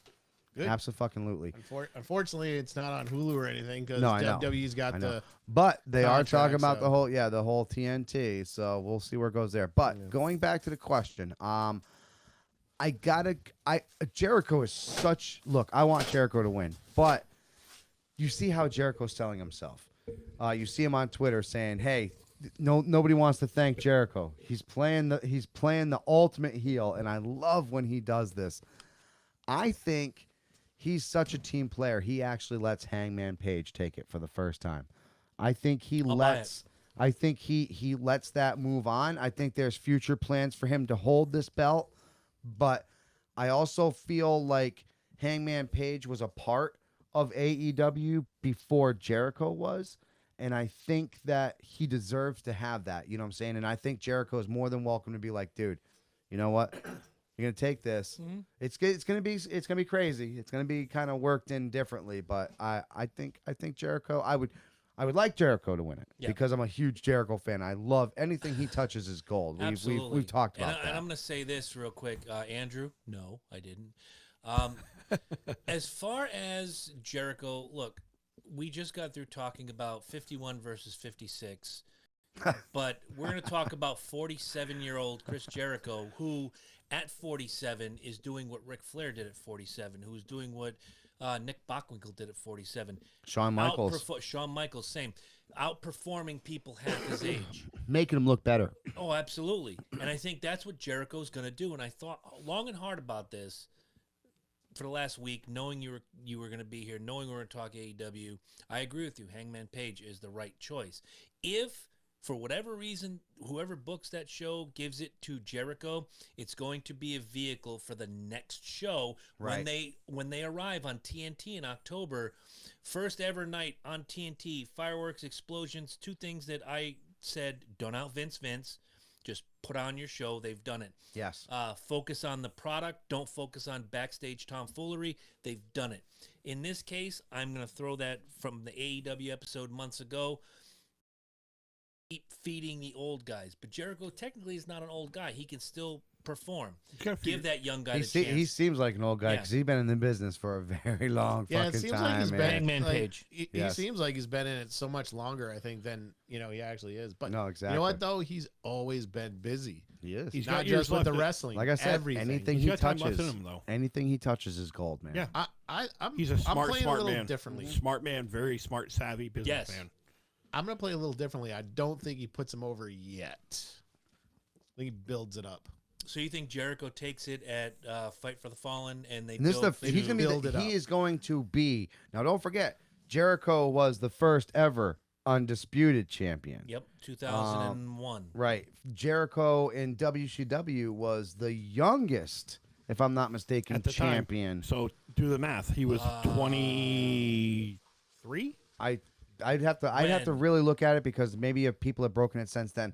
But 71. But to go with what you're He was saying, one of the younger champions in WCW. for Jericho to take this and be the first holder of the AEW title would also kind of go with the Jericho flow. But You it know also what I'm gives saying? them instant credibility with a name like Chris Jericho. I agree. He doesn't necessarily have to take it, but cause a ruckus that makes him a bigger We got to have tree a winner. to chop. It's either going to be No, it's got to be a Page or winner. Jericho. You got to know what have I a mean? winner. You got to have a winner. but there could be a winner, but not an exchange. Or Like Drew says, Jericho beat The Rock and Stone Cold in the same night, 'Cause it- December 7, 2001. To become the win that championship. undisputed champion. Yes, we yeah. know it's all fucking scripted. Don't get the Game of Thrones But bitches on me. they gave it to Jericho for a reason. Fucking They gave it to cunts. Jericho for a reason because Jericho was the future of the WWE, and Well, he did that. and he's the face of WWE now. well, well, honestly, he's I mean- AEW now, but now he's But AEW. But I'm right. saying for he helped build the set. Like No, he Would did. you say For the many, fourth, fifth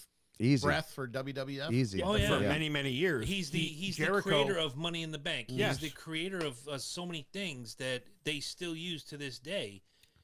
He was the face stamps of, all of over that there. company He is- for he many is- fucking years. Fuck John Cena. I say Jericho builds himself to a point to allow so that he's like this mammoth of an older he's tree, outlived. and then somebody comes along to chop him down, and the fall is much louder, bigger, And stronger than it and is. that Yep. that I like- person I agree with becomes the that. face. I like I agree with that. And I think the right person to pick is Hangman Page because if they used Cody, it just smacks of, well, I'm the boss. Vince, right? Yeah, You go it's back to the whole Vinceism. Vince thing again, and Right. I don't like that. I think Cody's back to better the than boss. that. Right? I Seemingly, think he's I better just than made the list. I don't know how. Chuck, thank you. That was fucking hilarious. I'll share it with the guys after the I show. think he builds to the first quote war in the ring.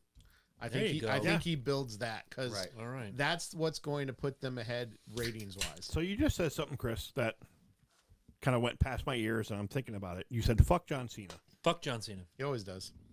Well, that's what he does in his off time. Is up to him. No, and I'll explain that. that. No, no, Hashtag But fuck fuck Roman. John Cena. Fuck Roman Reigns. Fuck Reigns. Hashtag fuck Reigns. So over the last 2 decades, Mm-hmm. actually, we'll go 3 decades. Hulk Hogan, 1989. Hulk Okay. Hogan, Yep. John Cena, Mm-hmm. The Rock, Yeah. Stone Cold, Stone Cold. Flair, Sting. Well, What are not you, so what are much you getting Flair. at? I think he's keeping with WWE. Okay. I'm keeping with WWE, Okay. and I'm keeping with wrestlers branding themselves as something other than a wrestler. Mm-hmm. Do you think that hurt the product, or do you think it helped the product? No, absolutely not. I think it helped the product when you look at The Rock, when you look at Stone Cold and Cena, and I'll use those three just to reference the last 20 years. These are guys that were big in the ring, big out of the ring. I've watched Austin's movies. It's fantastic. Except, look, Triple H made 2 movies and they both sucked. You look at Austin, he makes decent So did movies. Why, you Hogan. didn't like Come the on. Chaperone? Hogan- Come on. movies were Shit. terrible, Hogan, exactly. man. Work with me here. I don't Triple even H made shitty remember. movies. Hogan, I watched No Holds Barred the other night just as a Is lark. that Hogan's movie? I don't fucking remember I got it. That's how bad it was. I got 24 minutes in before I'm like, fuck this. I'm watching Never Too Young to Die. Another shitty Come on, movie it's starring worth it Gene just- Simmons of Kiss. It's worth it just to see Hogan go Duke. No, it's the other guy. The guy he grabbed. What's that smell? Dookie. Yeah, fuck that. I look at The Rock. Yes, he made Doom, but everybody has a slip. And most of the Scorpion movies... King. He also made Yeah, that. that was Yeah, horrible. but I'm saying horrible. I think most of the movies he's you're made right. When he was mostly in it too. has yeah. been fantastic. Now you go to John Cena. I don't think the Marine was passable, but I watched Cock Blockers. I've watched a lot of the films that Cena's been in, and there's a new one coming out. I don't know the name of it. I really don't give a fuck, but I will watch it when I find out what it is. The only ones I think he was probably Cena's good done at well. are the kid movies. Yeah. The monster truck movie. the one with The Mel one he's a Gibson bull. and Marky Mark and Will Daddy's Ferrell. Home 2. Daddy's and Home 2. Daddy's Home. Cena was hilarious He did in great that. in that. Yeah. So now, So he's- also look at his But wasn't crossover Cena appeal. also himself in that? Kinda. Well, So- he's He kind was of like- he's rebranded himself as a comedic actor, and he was in Yeah. the movie with Amy Schumer, Trainwreck. Trainwreck. Oh yeah. He was Decent, fucking and I hate Amy Schumer. Hate her. different discussion for a different time. No, it's not. Fuck Amy Schumer. Hashtag fuck Amy Schumer. You and I will have this debate later, but No, we won't. Fuck Amy Schumer. but he's Apparently not. Fuck you, Lynch. You, sir, may fuck off. You mean You, sir, Amy may go out the Schumer, the fucking former window. comedian? Yes, that one. But he's rebranded himself as a comedic actor. But Yeah. then you And look at his three- crossover appeal doing award shows and the kids' Nickelodeon gimmick and everything he does, hefty commercials. He's just putting himself out there in a way that The Rock did, that Stone Cold did, Hogan did years ago. The only difference is Hogan made shitty movies. These guys all and make good movies. and that's where it comes back Mostly. to circle back to my the point. The Rock doesn't make WWE movies. So did Roddy Piper. He No, only which made one helps. good movie, baby. Those movies here that they Cena live. and Kick them ass are in. and chew bubble gum, Right. and I'm all fresh out of bubble I'm going to gum. move up because, What, you didn't like Body Slam? look, nobody liked Body Slam. You're Dirk the only one. Benedict. You've referenced it now 3 weeks in a row. I know. I'm really kind of scared. Hall of Fame? Roddy Piper? Absolutely. No. Body Unlike Slam belongs in the Hall Hillbilly of Fame. Jim. Can you put a movie in the Hall of Fame? They should. They should. I mean, as a In the movie and wing of the as a- WWE? I will challenge the statement that all of Hulk Hogan's movies are shit.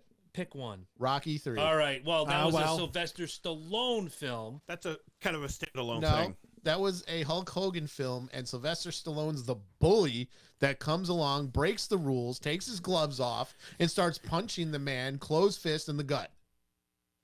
Okay. We're currently taking applications for an executive producer. Just email cburns19@gmail.com with your credentials and your pay expectation, which will not be met. I'm gonna start Which will those be just videos. $1 right that here. $1 That right $1 there. right here. Let's show that to the folks. I'm gonna start making videos like those Karate Kid ones that Daniel's Those the are real villain. badass. I'm gonna like Rocky Balboa is the real villain. Oh, don't do that. You'll hurt my heart. Have you You'll watched that hurt whole my series? heart. Yeah, Andrew Cobra Kai? DeCarlos knows Thunderlips, the ultimate The male. ultimate male versus the the ultimate meatball. meatball. Ha ha ha. Fuck, I love me some Rocky movies. New Rambo coming out, and I'll wait for Mike to come back to ask him this question. Excited or just kind of on the fence?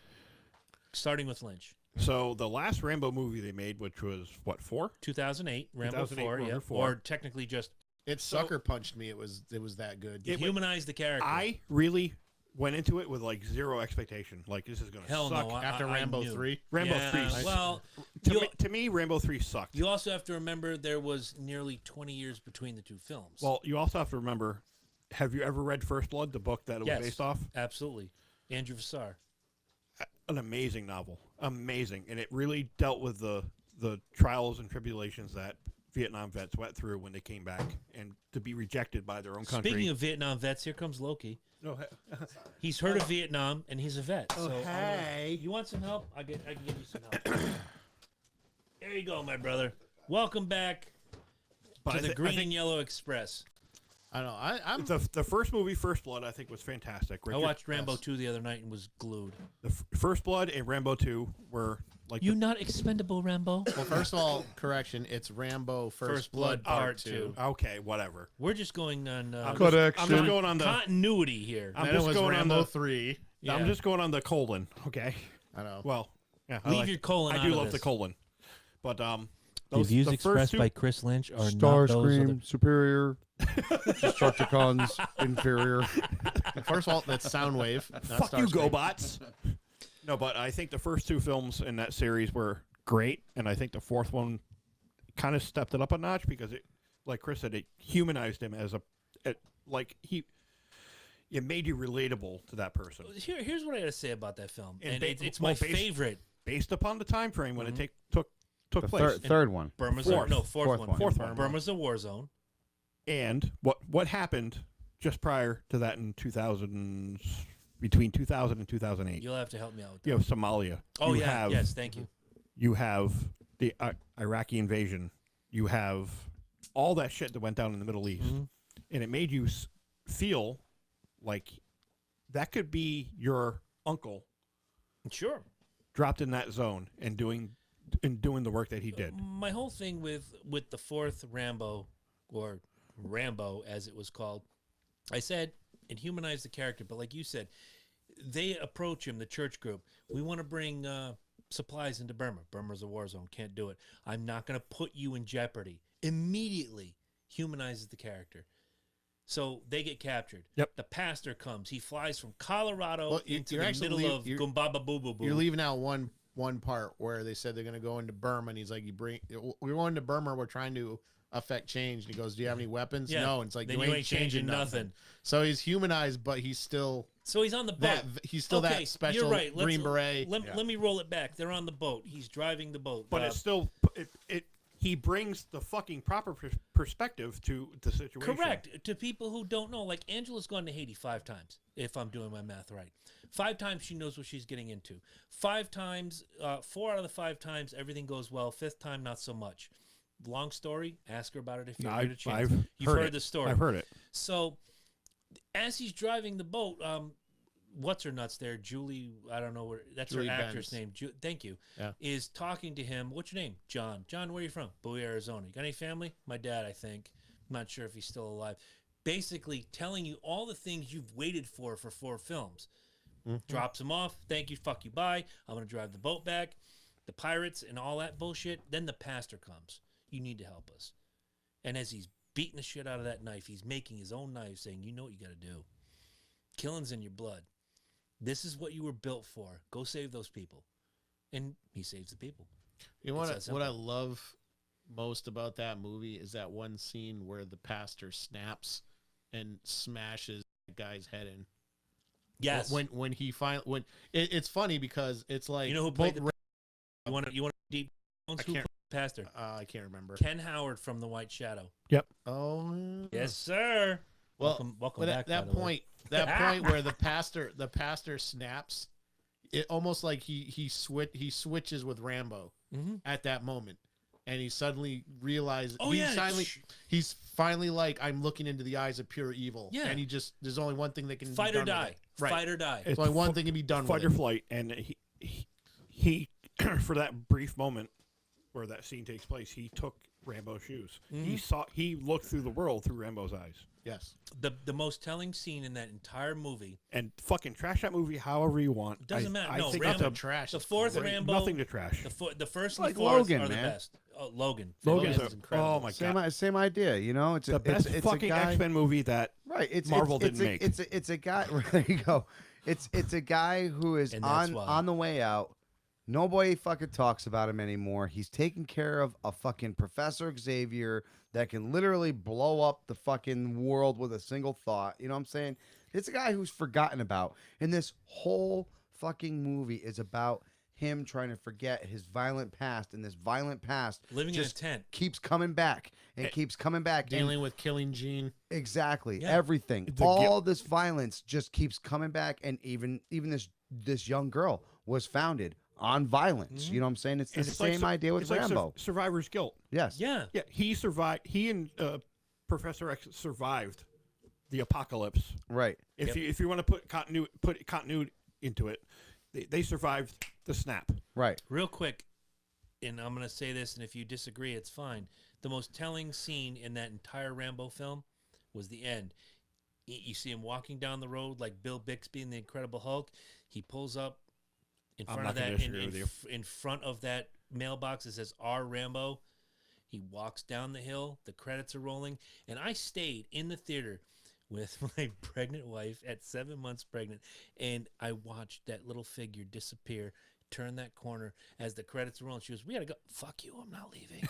And I watched him walk down that entire thing. Credits are rolling. Key grip, Bixby Jones. You've been waiting since the 80s to see that. Exactly. Because he never goes home in the second one. He says it in the second one Yeah. when they're sending him out there, and Murdoch's like, "Well, you know, hey, the jungle is kind of crazy. The jungle's my home."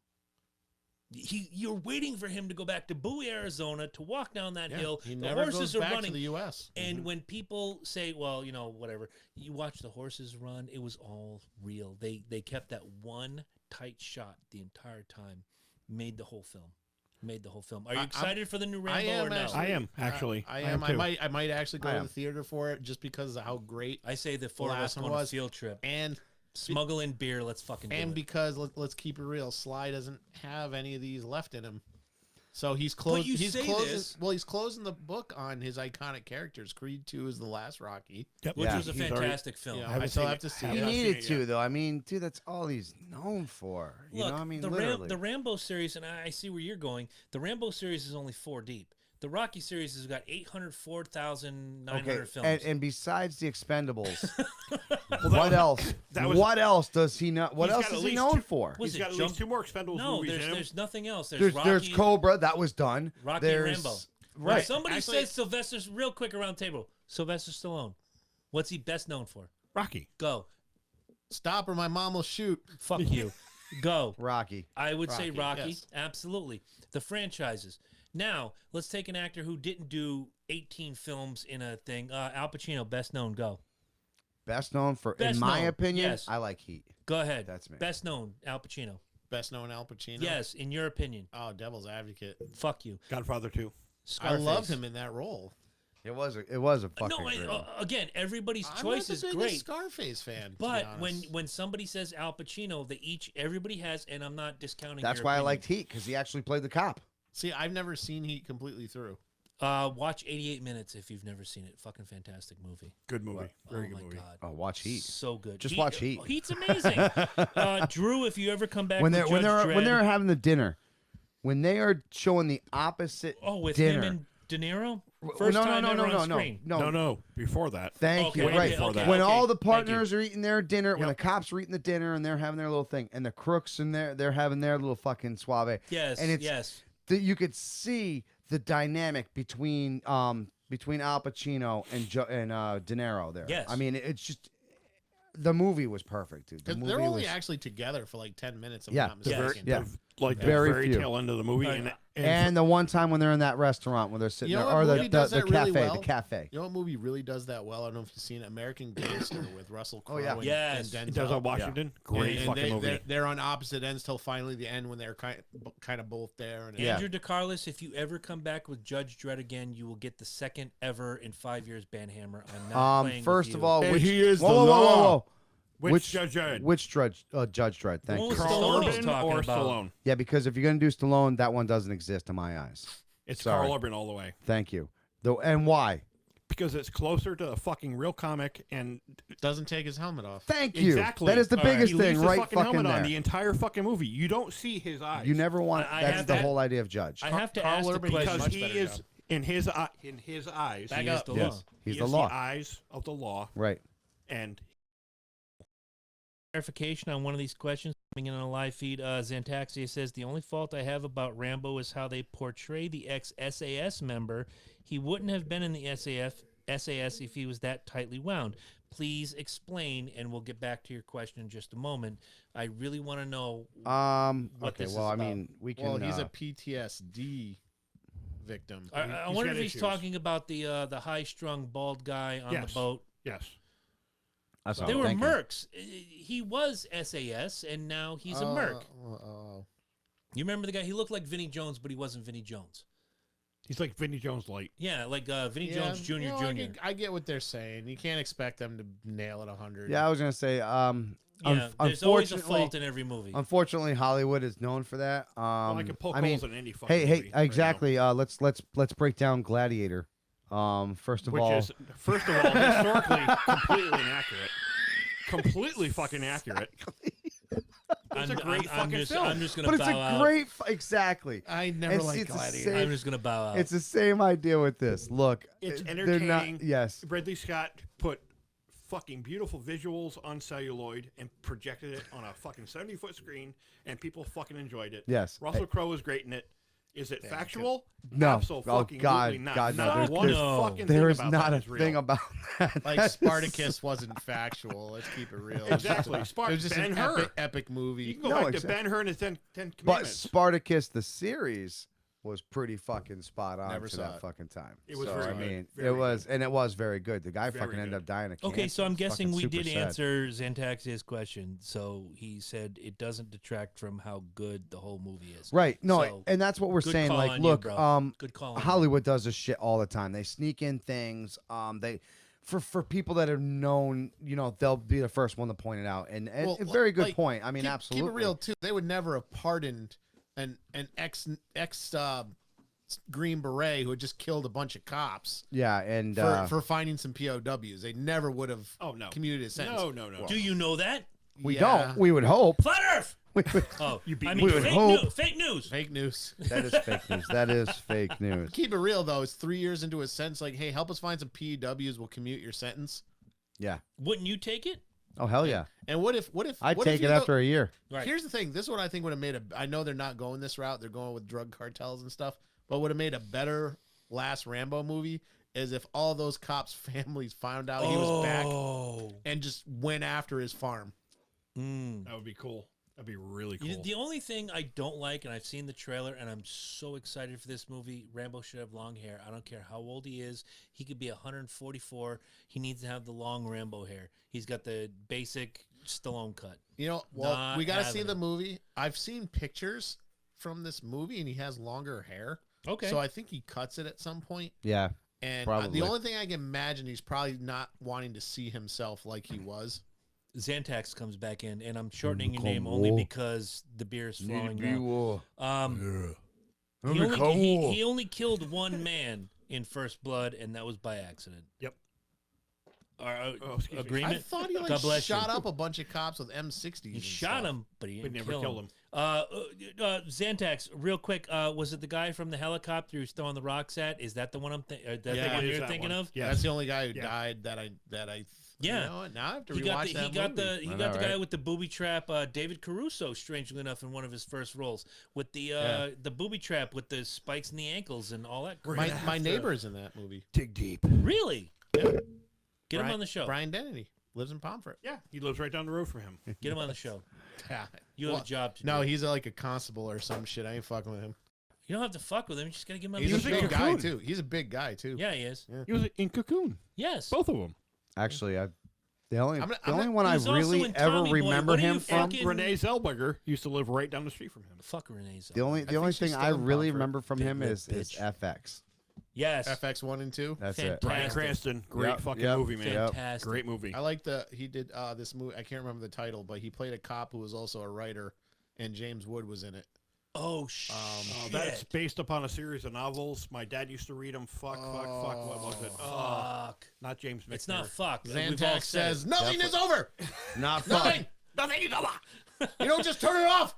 I want what they want, what everyone wants, for our country to love us as much as we. I can't do the lip. I'm sorry. Actually, love it. True story on Twitter. Go ahead. Strad Von Zarovich. Fuck you, Copland. Posted- Don't come in with Copland. Copland's awesome. That's a good movie. Copland sucked balls. That's a Oh good my movie. God. No, come Get on, out. dude. Eat shit and live. That's what it is. Strad Van Zarovich said, "You finally defeated me. What song would you play at the end credits?" And I said, probably that cheesy song from First Blood Part 2. Nice. Nice. Either that or the Bill So Bixby. next Ravenloft game we play. Bum, bum, bum. I can play that on piano. Next Ravenloft game we play. I'm just gonna play it at the end. There you go. It's a long road. Walking the earth like Bill Bixby. It's Earth? all good. Hey, wasn't Earth. that Stan It's Bush? flat, you know. Yeah. No, that was Frank Stallone. That was fixed. Joe Esposito made the greatest movie song of all time. You're the I best think we lost Loki around. for the night. Nothing's gonna ever keep you down. Best Saturday Night Live sketch was with Sylvester Stallone, where he's taking his girlfriend out. Hey, come on, we're gonna go see Frank. What? We're gonna go see Frank Sinatra? No, Frank No. Stallone. Frank Stallone, but he's My just brother. as good. Just as exactly. And on that note, Gimmick Chamber. Gimmick Chamber Jones. All right, so, dude, it's your return. Talk to us. What do you want to talk about now? We got I gotta break down. as long as you don't talk about the Bruins, I'm happy. Fuck No, the I know. Bruins. I feel for you, man. No, let's talk about him. Oh, fucking Eddie. Here we go. No, I'm kidding. It, dude. No, No fire, no passion, no nothing. The Blues earned it. Congratulations. Like, people were saying on Facebook, when did they send the replacements in? Where are the Bruins? Well, and Chris and I were texting during the last game. During and every game, Every actually. game, actually, yeah. And that last game, I'm like, where's their fucking passion? dude, when you come back to Boston, #1, that's a Your question was answered last week, by the way, is where do you not want to go? And in the last Yeah. 15 years, that's my answer. I don't want to go to Boston on Game 7 if I'm an opposing player. Never. Fuck that. Never. But the Blues came in. They were so hot. They were so passionate. They were so They wanted fired it up. more. They had fire in their eyes, and they played the fucking puck. Here's the deal. if you, so you well. watch that game kind of with me, but at your own domicile, whatever, to watch Pasternak whiff, and I'm talking about big swing and a miss 4 times. If he hits 2 of those, the score is different. We may have lost, but the score is different. It's not he whiffed. It's not the You game. guys need a walrus, is what you need. Yeah, exactly, like the Geico commercial. What happened was One more Apollo time, Creed went up to him and said, "That's not how you do it. You need to hit it straight and step into it." Yep. And then they went in and whooped the Bruins' ass. Pretty much. They did play the way they did during the season. Zantax, I love you, but if you bring up Stopper, my mom will shoot. You will get the next banhammer. We've only had one. Drew is on deck for number 2. Hey, you could be number 3. Estelle Getty's always welcome in our studio. That was the actually funny thing about that movie. That was the movie where I realized Estelle Getty wasn't as old as she was on Golden Girls. Right? She was actually the youngest. She was younger. She was younger than the woman Arthur. who played her daughter. The Arthur. Yeah. Picture it, Sicily, 1952. I love that shit. Where were we going? We're talking. First of all, fuck the Bruins. I still love them. Mike brought the Bruins and said, it is what it is at this point. I got one for him in just a second. And I know I told you you'd have the floor, but I want to know what you think. You and only you. No offense to you guys, but go ahead with your point. But they played so unlike the way they did during the whole season coming up into the playoffs and into the finals. I don't know if it was Chara's injury that kind of shook them. Is a 10-day layoff?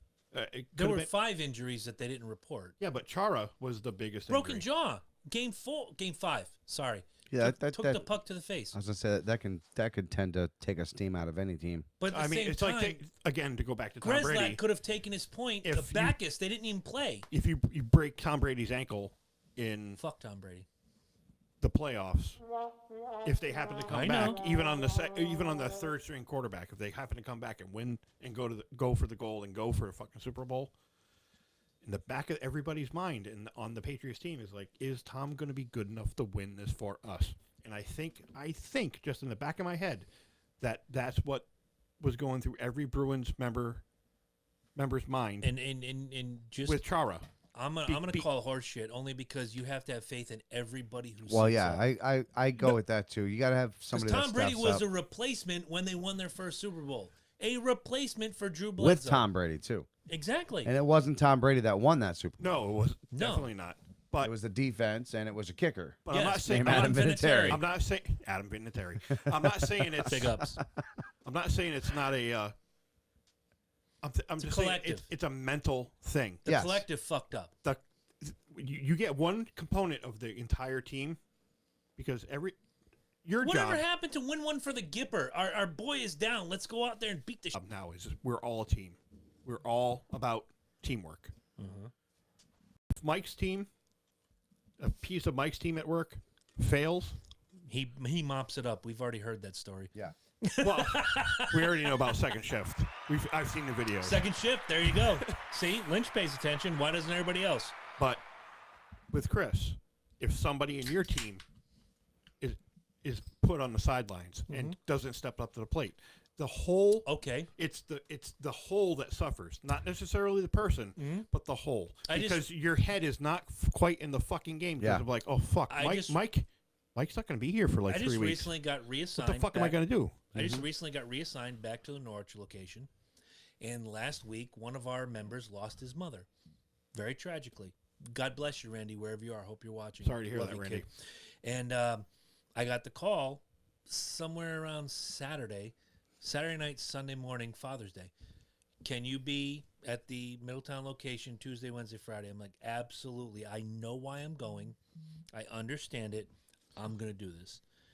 The team picks up the other members of the team, which is going back to that before. I just want to close it out because if not, my head's going to explode, my nose is going to bleed, my ass is going to breathe fire. Please don't. Yeah. The collective didn't pick up for the other members. So no, they didn't, and that's unfortunately why you lost. But leading back to what Lynch was saying, I agree. When a void like that and a player like that is gone, it does do something for the team, and it does do something for the dynamics. Can you step up and do something? Well, Apparently, they didn't, unfortunately. And unfortunately, they should have. Right. But before I get to the question for Loki, Drew comes in with, what about the friggin' refs screwing the Bruins in the game? You can't. No, you can't rest your head on that. We've gone. We're going back to the NFL. Yeah, we're going back to basketball. We're going. For the last exactly. 4 fucking years. You can't do it. You can beat the hell out of this, dude. Can't do it. Look, they have the final say. Refs have the final say. Have they fucked up? Fuck yes. And even when are they going to continue to fuck Toronto, up? Right. And they do that little gimmick with the team, like, hey, we're gonna watch this. How many times do the refs fuck up in the Bruins' favor? Or vice versa. Favor? Yeah. Or vice One. versa. In the finals? No, One. we're just talking about in general. I mean, same thing. Over Just- the year? Yeah. Several times. And you can't. That's what I'm saying. Several You times. can't throw it just because it's. You gotta stop blaming the refs. No, Thank So you. I'm gonna throw this to my niece, who shows horses. She's 11 years old. If the judge doesn't see it, it didn't fucking happen. Right. There you go. And it's exactly what I tell her every Right. time. If you seize your opportunity, if the judge is looking over here at this end of the ring, correct your fucking horse, get it to do what it needs to do, and when he turns and looks at you, you're going to be doing the right thing. Yep. And it's exactly the same with any major league sport. But No, exactly. baseball, Fanta- hockey, Absolutely. football. Absolutely. Fantastic call the other night on the Yankees game, and if you watch it on the hard camera that they were showing You said hard. the play, shut up. He appears out. The runner appears out. They go to another angle. The tag doesn't even touch him. It's a brush tag. And you've done it. You've played baseball. I played baseball. The brush tag is like the easiest thing. You don't have to hit it as long as the umpire sees that it You can't made the float. effort. Right. And there's Michael K. Well, I think they should send this back to New York and yada yada, sis boom bomb. Like, no, just fucking shut up. Just take the out and move along. About it, because again, it's what the officials see on But the field, they influence what the people think.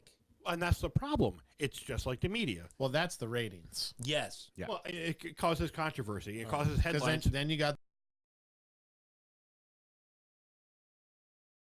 to talk about it on Monday Right, morning exactly. or whatever day it happens I to mean, be. let's face it, we kind of feed into it. Yes. Now I'm going to Right. draw the line in the sand real quick, and I don't mean to exclude you two, but I have to exclude you two. Here we go. I'm This is you guys just for Mike.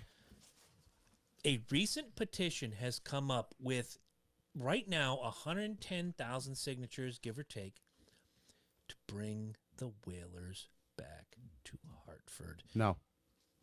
Well, you didn't. You answered my first question. Thank you. My second question is, if no, why is this a bad idea?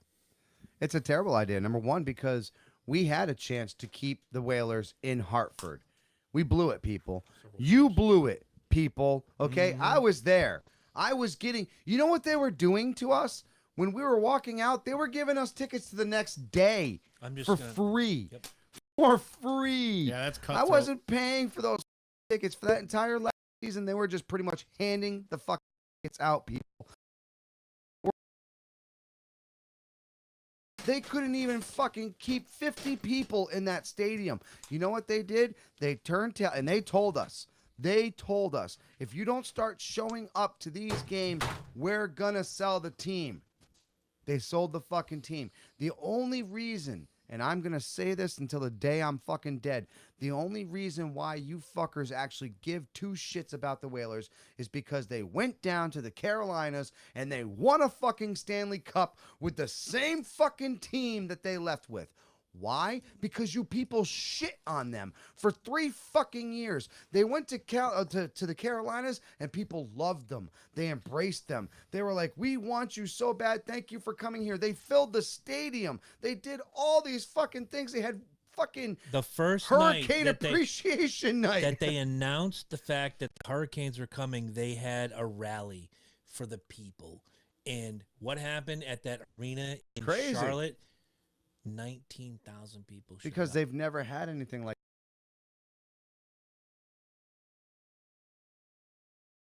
time that held. Is it like 50? Well, that might have been attendance, but the paid tickets for a place that sat 14,000 people, the paid Yeah, attendance. giveaway tickets. Well, these are they have to report this. They have to report the paid tickets. 5,700, less than half. Yeah. So when I argue with the people on Hartford, And how many of those? when I How many of argue those with are season tickets? Number one.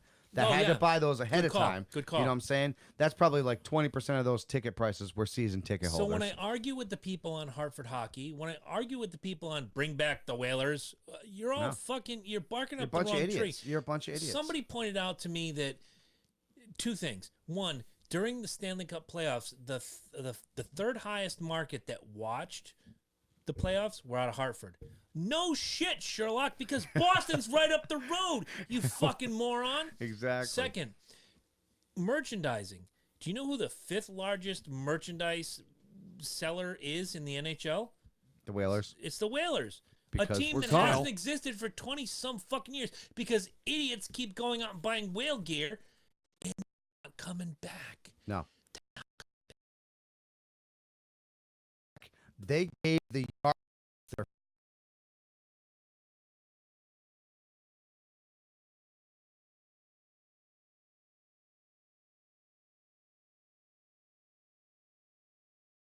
deserve to shut your fucking faces. Well, I told you my story. I went to see Bruins Whalers. I bought purposely nosebleeds. What they were back then, this is 1997-ish. Yeah. They were like $12 seats. I was at center ice before you knew it. Oh yeah. 5,700 paid, maybe 1,300 attended. Moved up all the time, man. It's like it's like going. I went to the Connecticut Tigers game last night. We would go to the Whalers game Looked instead like a of the bomb bar. Scare. Yeah. To get fucking wasted. And then go to the bar for $2 afterwards. beers. Yes, sir. Fuck yes, Yeah, dude. the Whalers became like this novelty, like Hartford highlight. It really, dude, you're right. Milford Highlight. And I want to bring up. There was Drew, more people waiting for fucking the highlight Yeah. afterwards than there and were the Drew Whalers. just brings up, it's like bringing back the Quebec Nordiques. Quebec wants their franchise back. You're not getting them back. As much as I would love Connecticut to have a brand, to have a team, it's not Hockey's ready. not going to be it. No, we had it, man. It was here.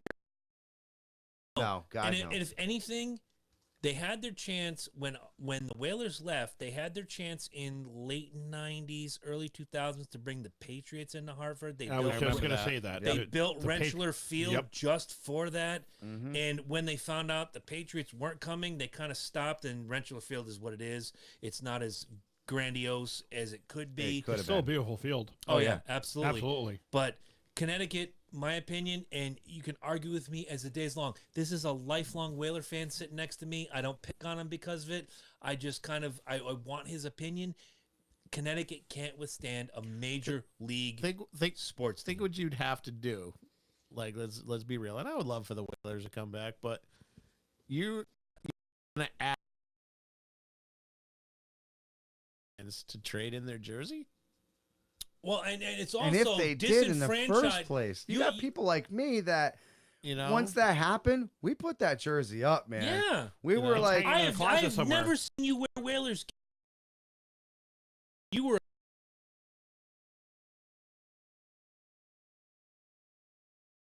So the only way that was also our rival. Yeah, that was Boston would have to take a dive, rival, dude. Boston would have to take such a huge dive. And I mean, a dive riddled in controversy, never gonna happen. Riddled in losses, never gonna happen. They're too protective of the. Wait a minute, Xantaxi says off to bed, nearly 23 hours. Thank you, 23 Good hours night. awake. Thank you. Good night. Watch the rest of the show later. Hartford. The only way Hartford's gonna get back to the game is if they bought the Bruins. That's the only way. Never happened. That's the only way. And Don't then say never on that to because Donuts. great gimmick. And I will say that Yard Goats Park is beautiful. It's a beautiful we were Donuts there. Park. Yo, for being in the middle of Hartford, they easy out. They did a really good job. They really did. I was there about a month ago. I was too. I've been to 2 games already. Once again, I went. two free tickets. I went last night. Skybox Jones to Connecticut Tigers. Yeah, and it looked like a bomb scare. There was nobody there. They announced the attendance. Megan was there. The attendance tonight is 4 people. 186 and a half. I think we have a celebrity here from the casino Jabroni show. I was screaming. from the Casino Royale. The guy with no legs. Oh Christ! We have I Vern was screaming Troyer in between pitches. LoganJabroni.com. There was a woman with I say she had one of those cancer kazoos. Yeah, everything inside. But every now and again you heard, "Hey, umpire, da da da." There's me and Lee. What? What? So in between, he's like, you should yell something about the show. Yell something about the show. I'm like, okay. Boom, strike. LoganJabari.com. I must have did that 10 times. But it looked like a bomb scare. I remember going there with my friends. We actually pooled our money, bought season tickets right behind home plate. We were at 30 games that year in 96, their second year in existence. Oh, Navigators. Oh, my God. There with a shoehorn. I love This was Navigators. Little League night. Any Norwich Little Leaguer could get in for free. It looked like a bomb scare. If there were 500 people there, I think it cannot sustain a major sports franchise when you are 115 miles from New York, where you have the Islanders, the Rangers, the Yankees, the Mets, the Giants, the Jets. You go further, you have Boston, the Bruins, the Red Sox, the Celtics, the Patriots. You have all of there's no doubt in my mind that this tri-state area, New York, Connecticut, Massachusetts, is the sports hub. Even the minor league teams. I mean, you look at Providence. Yeah, Providence Bruins. You have the PC Friars, who I love watching their fucking hockey games.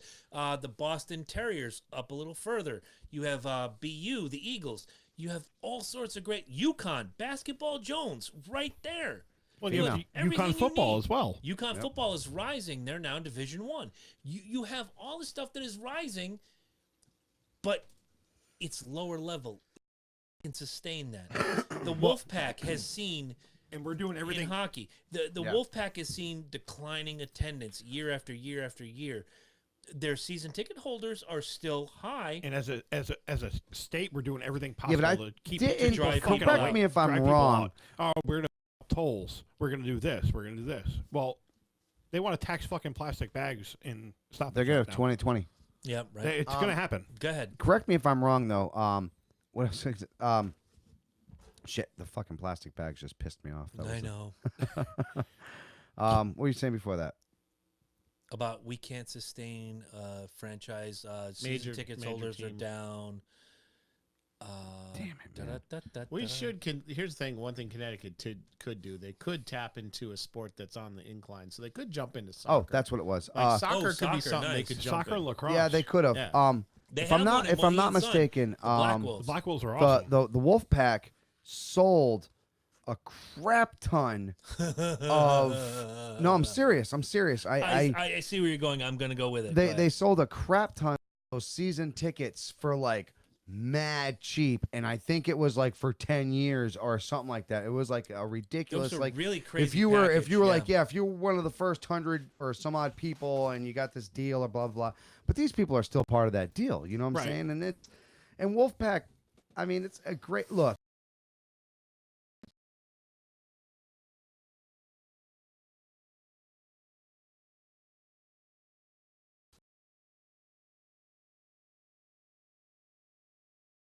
Having hockey around here, so we're like, whatever. Never really picked up another fucking team. Boston is New England's team. Whatever. No, I'll buy that. Even though I'm a Yankees fan, even though I root for a lot of other teams, bought the Bruins, dude. The Celtics kind of on the cusp. I watch. I not as much as this guy. Love my but Celtics. when it comes to this area, Connecticut, Rhode Island, Massachusetts. Boston is the fan base is so diverse in this small New England England area. Is. I mean, I'm there's Sox, not a huge Celtics, Vikings, and I'm not the only Vikings fan in this area. No, you're not. You draw a line at the Connecticut River. Yep. To the right, you have everybody from the Giants to the Yankees. Giants, Jets, Yankees, Mets. Everyone. And I will say that Giants, Jets, Yankees, Mets. That's a pretty popular. If you're a Sox fan, being a Giants fan isn't far. That's really not that far behind it. And people say, how can you live in Connecticut and be a fucking Yankees fan? Or how can you be a Jets fan? Or how can you be a what else do we have? Fan? We don't have anything in the area. We have nothing. We don't have our own home. You can either sport. go to the east or you can go to the north. Or the west. It's that simple. Yep. Or south. Northwest. I mean, ultimately, who gives a fuck? You like who you like. You have three right? I root for a team that is 1,100 miles away in football. It doesn't change my love. We go to hockey and basketball, they're all right here. But I mean, you can like Dallas if you wanted. We're all gonna make fun no, of you, no, but you can like cannot Dallas. like Dallas. No, you can. You're Thank allowed you. to. Fuck You're you. allowed to. Bye. You're allowed to like Dallas and face the All right, consequence. so You can be the long-suffering Chicago Bears fan that we all hang out Cleveland with. Browns. That's even longer suffering. We love you, Don't- Baldini. But Baldini. I'm going to put the hammer down here and Go ahead. say that no matter what team you live, geography or not, it's about the devotion to the team. It's not necessarily whether they're a good team or not. Well, The Vikings have had their ups and downs. Oh, yeah. The Falcons have had their ups and Oh downs. my God! I had the hashtag Loki don't quit 2 years ago. This man was ready to quit, but I knew in his heart he couldn't. I knew. So I think you guys know what my perspective on football is. I don't have a team that I root for. I love the fucking sport. Right. Amen. I love the sport. I've always loved the sport. I didn't have a team. I didn't have a team until 1992. I just loved football. And- I loved Dan Marino. I loved just And what he did. people say, "Oh, how can you not pick a team and plant a flag in it?" Easy. It's very easy because Yeah. talent comes and goes. Talent moves from one team to another. It's even to worse another. nowadays.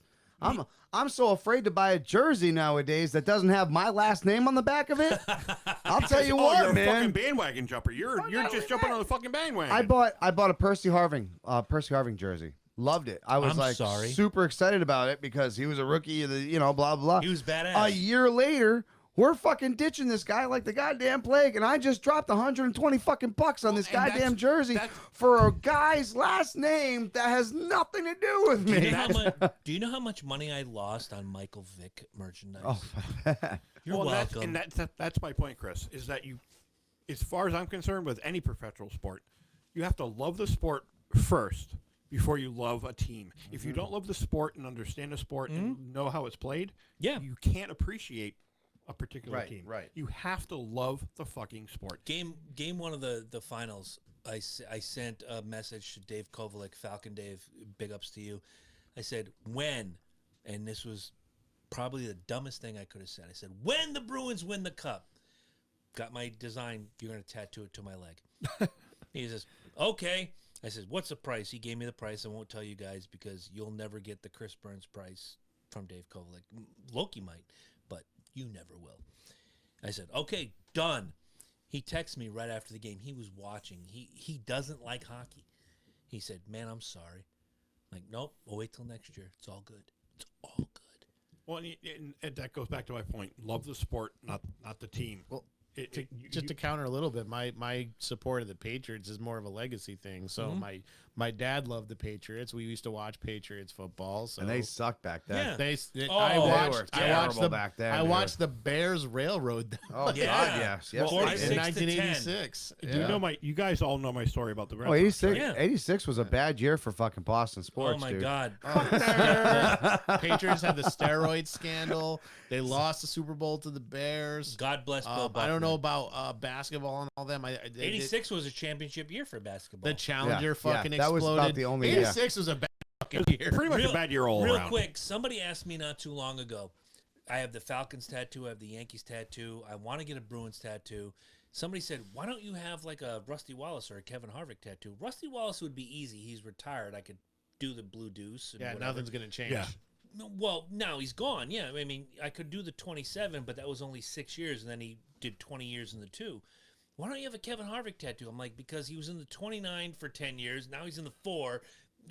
For all I know, next week he's going to be in the 119 car. You don't get a racing tattoo. It's Well, just that simple. It's gonna suck when like Simmons dies and I don't think Kanye I've West ever puts on seen the anybody. Peacemaker. I beg to differ. have to I've change that seen one. more than my fair share of Dale Earnhardt tattoos. Number 3 with the Amen. wings. Yes, or just the 3 in general. You've seen the picture. I sent it to you.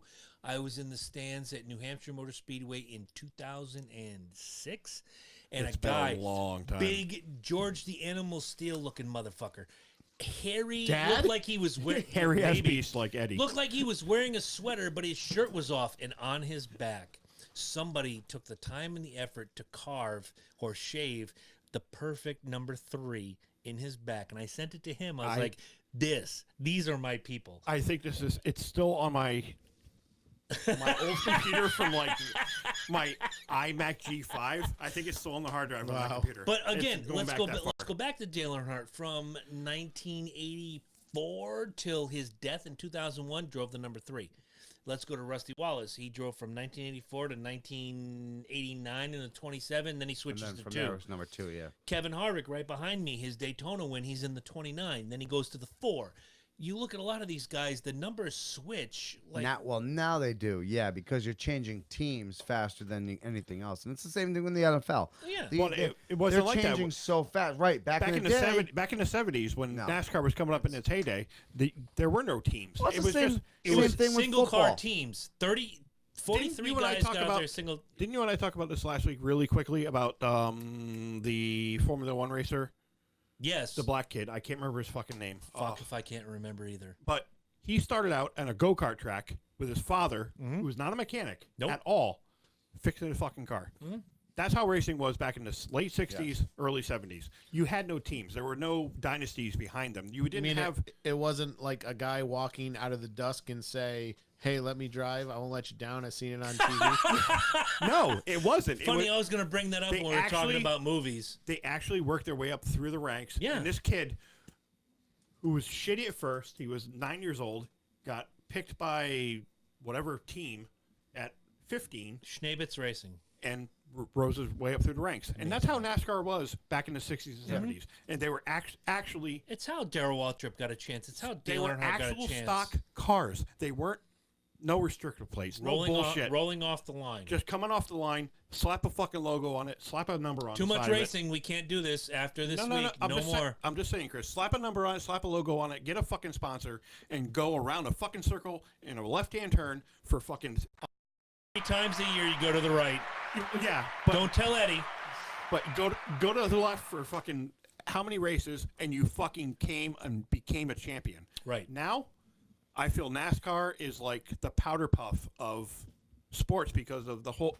When they restructured the whole thing with the points bullshit. Chase for the points. I actually like that. I don't, because you could be a shitty racer and still make it in points. You can also be a guy who wins one race the entire year and become champion in the old system, whereas wins, much like football, baseball, basketball, Terry Labonte. Wins. Thank you, Terry Labonte. 2 that wins. That is a good example. I'm sorry. I'll stand corrected. Matt Kenseth, same thing. 1 win. I think the Terry Labonte championship pissed everybody off because they were You know what pissed off the most? Jeff Gordon fans, because he won 12 races that year. But he also DNFs fucked I was him. going to say he had a shit ton of DNFs that race too. See, my man, but right here. At the same time, there was also questions because Terry Labonte's teammate at the time, Jeff Gordon, Ricky Craven, and there was one other I can't remember. No, but Terry Labonte's teammate, because they were all teammates. Yeah, but that was a thing. They were saying that somebody was fucking with Jeff Gordon on the track, and that's what could have been Craven. I don't know. Oh yes, Ricky Craven. He was released 2 years later. Yes, so Craven was a dirty motherfucker. He was.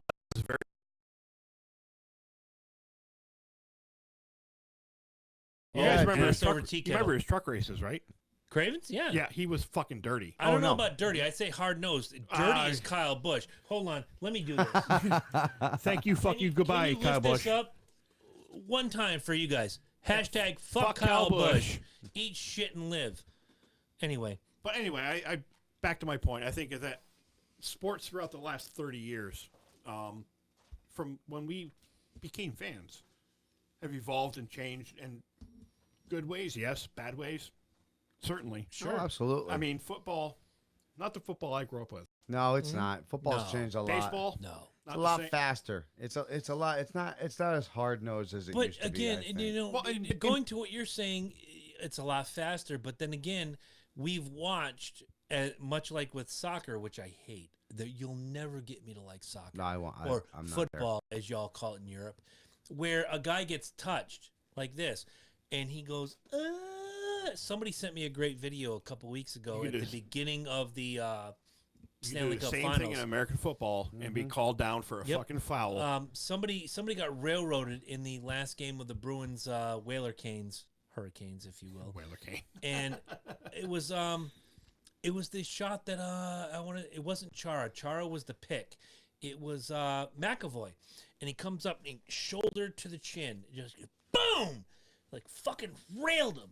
It's not fucking cold. Oh, we talked about that in Yep, text. yes, we did. And soccer clip, somebody comes up and touches you with the elbow, and the guy just fucking flails as if he just got shot in the heart. We got also. I mean, how many people have died on the ice? None that I know of. How many people have died on the field in soccer? I have no idea A because I lot. hate fucking A soccer. lot, like of Soccer is a- exhaustion. Rugby and soccer. Okay, exhaustion's one thing. Getting hit or That's getting the same touched, thing. If the guy's out shit. there for 45 fucking minutes, and all of a sudden somebody just Rugby and takes you- soccer are the two most brutal games in the fucking in any professional sport. It takes a lot out of people. I'll like buy I said, rugby. You're on the field for 90 fucking minutes. If you're lucky, you're out there for 50. So they don't have shift changes in soccer? They don't have like replacements? They do, but They it's do. not like you think. Like in Brazil, Yeah. playing Brazil under that heat. Think about Oh, yeah, that. I'll buy that. If I'll you're buy that. if you're a Brazilian or an Argentinian, Portugal, Portugal, Rome, Italy, anywhere, any of those anywhere fucking tropical, places. Yeah. you're on the fucking field for 90 fucking minutes, like it or not. Yeah. You can tap out All all you the want. fuck you want. Fuck you. You're going back on the field and you're gonna fucking play until you die. And look, and if you've ever seen some of these fucking videos, like my kids were crazy. They used to watch this shit all the time when they were younger, Yes, especially they fucking did. YouTube. Oh, my God. Dude, literally these guys would be running, and then next thing you know, they're just collapsing. So for 5 seconds, these guys are completely alive, and then the next thing you know, they're Dun-dun-dun-dun-dun. falling on their fucking faces, dead And for the next 5 minutes, they're trying to revive them and get for them fucking hydrated. exhaustion. Right. Yes. They fucking put a pick line in them for what do you call it, IV? Yeah. To get them hydrated. Some of these guys, yes. like I was saying, in the South American countries, are working their ass off because to them, this is my ticket out. That's it. That's their life, dude. This That is is my their ticket life. out to a better life for my Yes. family. So they're gonna work their asses off on that field. And I equate that back to Puerto Rico, Dominican Republic, why baseball Yes. players from those countries are so fucking stellar because they want to get the fuck out of there. They're Yeah. unbelievable. But soccer's, like I said, like I was saying before, Connecticut should probably tap into that. Soccer is really, Sure. really on the Absolutely. rise. So will it but replace wait, football? No. Now you have to go and look at Gillette Stadium, which has the New England Revolution soccer team, Major League Soccer gimmick shenanigans firm. Kind of. Yeah, but And they're dying. But what Yeah, else I is agree out with there? You, they're dying. The Red Sox, the Celtics, the Bruins, the Patriots. Right. Compete with that shit. Now, you take a soccer team like that and you move them down to Connecticut where there is no Bruins, where there is no Celtics, where there is no Patriots. And you have a 100-mile radius of And all of anybody a sudden- in the state. And you Now all of a establish sudden- yourself as New England's team. Exactly. Let's No, point no, to- no. You establish it as Connecticut. Connecticut. Well, yeah, team. you do. Team. But like the Boston Bruins is New England's team. Do you have your Keep it real? Can you get your Celtics, Google same machine thing. up? I want to know, and I said I brought this up last week, and I really want to know since 2001, how many championships Boston, the town, whether it's the Patriots, the Celtics, the Bruins, who's the other one? The Red Titletown. Sox. Sorry, yeah, Titletown. I think there's maybe 3 years where there hasn't been a championship since 2001. It's so amazing how this area, and we're sitting here right now in Norwich, Connecticut. We are, 94 miles away from Boston. Yes. We are 112 miles away from New York. How Boston in the last 17, 18 years, Titletown. No, they really have. Just want to. Here he goes with the list. All right, so one. So I hate how they do. You know what? I'm gonna go. I'm gonna do this as well. I'm gonna see who gets it first. Not trying to outdo you, but he is. no, I'm Who not. said it first? Boston sports titles. Yeah, because this is 17. We can get the They're showing Jeopardy me that theme one. on here or something. Do what you gotta do. Oh, here we go. This century. It would be this century. Okay, Since you're right. 2000. Combined Google 12 fight. championships since 2000. 6 Super Bowls. So you got Patriots 2001, 2003, 2004, 2014, 16, and 18. Right. Red Sox 2004, 2007, 2013, 2018. Celtics won in 2008, and the Bruins won in 2013. 2011. Whoever did that was wrong. Like 80, Well, no, 'cause 80%. We're 2019. Yeah, right we're now. wrapping up the So final yeah, season. we're wrapping up. Have a chance, what have you? No, actually, the Bruins ones. No, you're right. Yeah. Red Sox. Red Sox will be When you start the season- so November, yeah. So Yeah, November. So November. the Red Sox will technically be the last Boston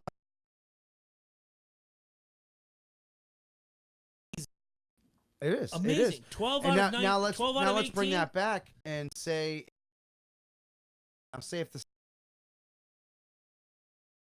86, yeah, Larry Bird, and everybody, you can't take away the 86 fucking Celtics. The only thing that would have made that perfect was instead of beating the Rockets, we got to beat the Lakers. Yeah. Which, yes. Oh God, yeah. Which I mean, the Rockets beat the fuck. Yes. Oh, I mean, I guess it was kind of a good thing because the next year is when we actually beat the fucking, or when we went to face the Lakers, they beat the shit out of and us. they killed.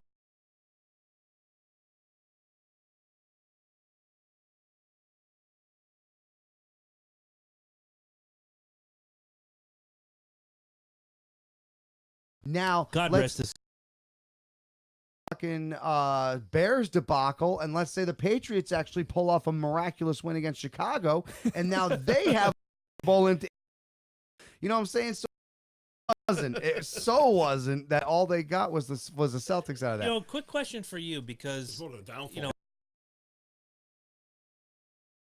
before we wrap up, you and I have had this discussion before about the Red Sox. First to worst.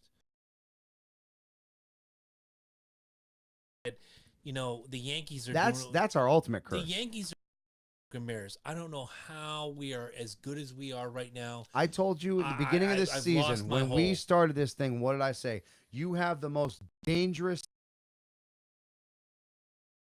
3 of them are hurt. Right, exactly. But that was my guess in the beginning. Yes. The thing is, it didn't matter what happened to these guys; they're still kicking through. Now, going back to my point, the curse was never about the Red Sox winning a World Series. That was never the curse. It was about beating the Yankees. That was never the curse. The curse was winning back to back. We haven't done that.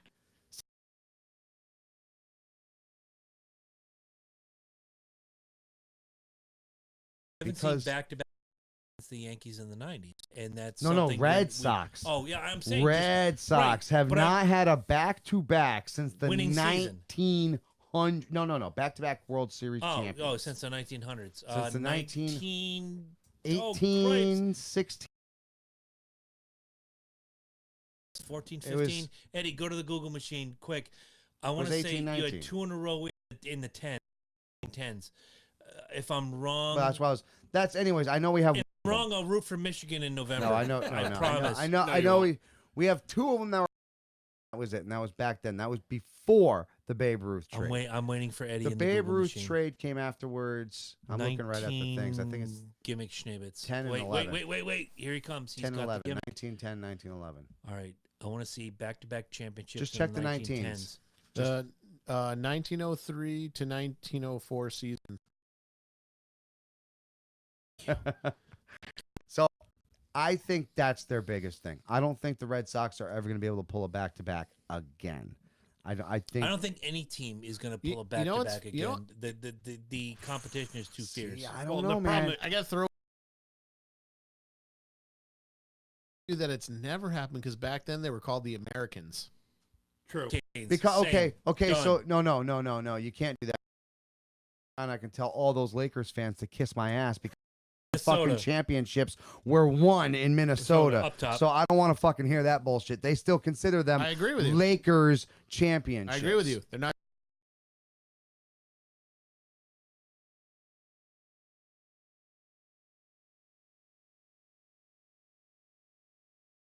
How you would call it, or say owners change all the time. You got to go by the names. Team yeah, lineage. You got to go by. Well, that's Americans. Well, back the then. New Yorkers were the Islanders, the Right. Americans, and then the Yankees. So all those well, they didn't win a championship till they were the Yankees in 1903. Even the fucking Bears weren't the Bears. I think they were the fucking Cardinals when they Cardinals, came out. yeah. I mean, Look at him go. Well, it's like the Dodgers. Yeah. There's people that Brooklyn.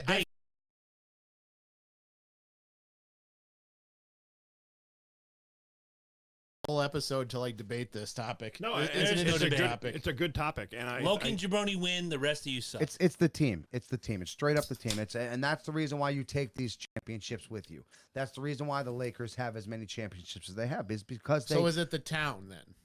It's the team. It's a team. It's a lineage. It's the team. It's a Well, lineage. that's what I mean. yes. What makes a team? Is it the town? No, it's a lineage. It's the lineage. It's exactly. It's the name. the name of the. See, look, when the You see what I- Lakers, you see what I'm when the, I saying, know, though, but when yeah. the Lakers moved to L.A., they kept the Lakers name. Here, let me throw this out here to Ed as, you know, let's say tomorrow. Exactly. The name from Boston to the Boston Red Sox, they're still in Boston. I want you to They never left pick a Boston. major metropolitan area that doesn't have a sports franchise if you can. If not, I'll pick one for you. Go. Just think of a major metropolitan town like, say, North Dakota. Oh, Greenville, Connecticut. Fuck Green. No, stop. Oh, the Dayville man. fuckers. Where the fuck will you put a stadium in Green? Where? On Central There's Avenue? this burned out lot that looks pretty good. Oh my God! See, this The is old why. leader store. This is you're right, Taffville Mr. Taillickers. Biggs. Mr. Biggs, right there. Pick up. Pick through that. Oh my God! The Taffville Taillickers, ladies and gentlemen. Fuck, man. Holy fuck, dude. What's a major town that doesn't have a team? Little Rock, Arkansas. Is that big enough? They got you got it out a there, population of about Portland, Maine. 147,000. Portland, Maine. There you Great. go. Okay, Oh, so Portland Sea Dogs. tomorrow. Hartford, Connecticut. We've already covered We're this. not. We already Hartford covered cannot it. Thank sustain you. I'm so glad everybody's here. We fucking lost. Sorry. That was good. Right? That was good. We'll go with that. Tomorrow, Patriots management says, all right, we're moving the team to Portland, Maine. This we're from the Portland Sea Dogs, the Portland Buttfuckers, whatever. No, I would love to say, but whatever they call them, the lineage continues, much like when Hartford moved to Right. Carolina. Technically, the lineage I could continues. still be a Carolina. Say I am championship Jones. Whatever. Yeah, I can't even say that with a straight face. Neither can I. I know, I But get if- it. But if I was to, my Whalers, Their jerseys are ugly right they are. now. My Oh my God, did you see Whalers that gimmick would now that- be. Yeah, I know. My Mhm. Whalers would be the. Yes. Like they have changed cities, they changed names, but that team. They're still Not a whole new team though. when they That's do the not- throw. They still wear got the a history- Hartford right? gimmick. Exactly. Their throwback jersey is still their old Hartford It's the old- jersey. It's the old whale. So that's right. Yeah. Exactly. That's their lineage. That's their. That's what team they are. You If know the what I'm saying? Yankees left tomorrow, went to say Lafayette, Indiana, Texas. which is a very big town, Purdue University, yada yada, the Boilermakers. they'd be happy because they'd have 26 championships. Oh yeah! All of a sudden now Lafayette is 27 championships deep, but it's the lineage. It's the whole thing. It's we talk about became WCW. The lineage continued, and then they just died, and Vince McMahon bought them for Yeah, a paltry bought sum. everybody. And Bought everybody. whatever. I mean, it's a but the it's name a meant really something. it's a really good question, and actually, to be honest with you, not to shoot ourselves in the foot, but I don't think we're answering it right. well, You no, know what I'm that's saying? what I'm saying. We could probably devote a whole episode. I don't think You know? we're explaining it to the perfect T. I mean, No, I lineage get lineage what is you're what saying. is what I'm falling for too. But I really think that there's something more that maybe I maybe get we're what you're missing saying, on but that. on the one hand, so what team you said that they changed the town and name? That would be the The Whalers. Whalers. They So- completely changed. Yeah, that They're not the contradicts. Carolina That Whalers, kind of they're the Carolina contradicts the Hurricanes. lineage argument No, it that does. you're making about It does. Lakers went here and kept the name. So, from my opinion, the Whalers no longer exist. The Hurricanes are a new team, and they shouldn't ride any. Whaler coattails. yeah, those coattails were cut short years and years ago. Before I leave, those coattails died in the early 80s. Exactly, Coattails. but you see what I'm saying. Even if there isn't, whatever. Right. They shouldn't be holding on to any retro jerseys or whatever. I agree, but also at the same point, And you got to respect where. I buy the lineage thing with the Boston Americans more so than I buy with the Whalers. Right. Because at least they stayed in Boston. Right. So in my opinion, the Boston part lineage So There when you the go. Lakers moved, Or the Lakers. See, the Lakers, the name Lakers was part of that lineage. They didn't change it. Well, you They changed the geographics, but they didn't change the name. Because even people of today are like, L.A., where the fuck are your lakes? Why are you called the Lakers? Well, there's your lineage. Well, the same now you know why they're called the Lakers, because they weren't the from same L.A. can be applied to football too. What teams have moved and completely changed geography in the last 20 years? Oilers to the Oilers, Ravens. Completely changed. concept- Yeah. Hear me on this. This is probably the best argument for you. You'll probably see where I'm coming from. So the expression or the emotional grab of it is, you have a team, and the team is like, we're bringing the championship home. So Well, for my really? for my opinion, so when the Lakers were in Minnesota, they did not bring LA any championships. They did. So if they half the championship,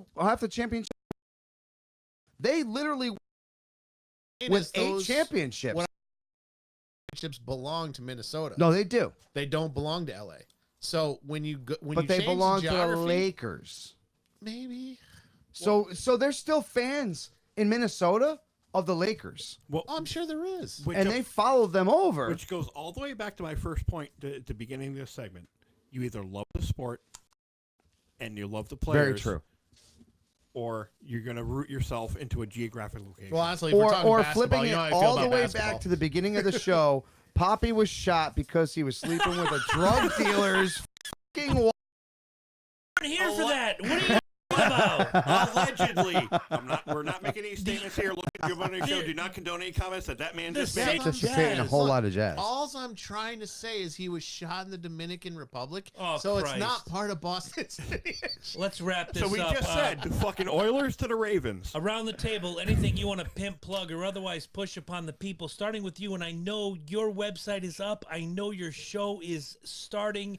Please tell the people about the basement. Oh, I got this thing right now that's going on. It's called the Loki and Jamoni Show, and I am back and I'm hot. Oh my God, and I will tell you guys what we are making a network beyond belief, and whether it be from our friends and Corey sucking on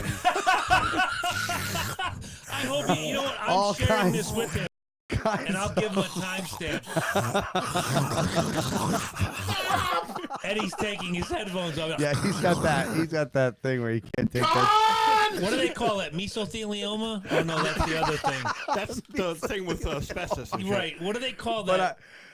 Seriously, stop. What do they call that when you don't like it? Misophonia. Misophonia. Misophonia, because Mesothelioma. Chewing. The office of Stephen P. News. well, we are too. literally making a network for you guys to completely enjoy, whether it be from writers to geeks to nerds to sport heroes to people that love freaking NASCAR to people that want to cook or anything in between. It's gonna be there. Oh yeah, we got the. Well, we're gonna. These two are gonna butt heads, and eventually that's going to be taken off of Eddie's plate, and I'm hoping that Lynch picks up the ball, and on Mondays we'll record My Journey with Music once a month. Oh, there we go. Because unfortunately Ed does have a lot on his plate.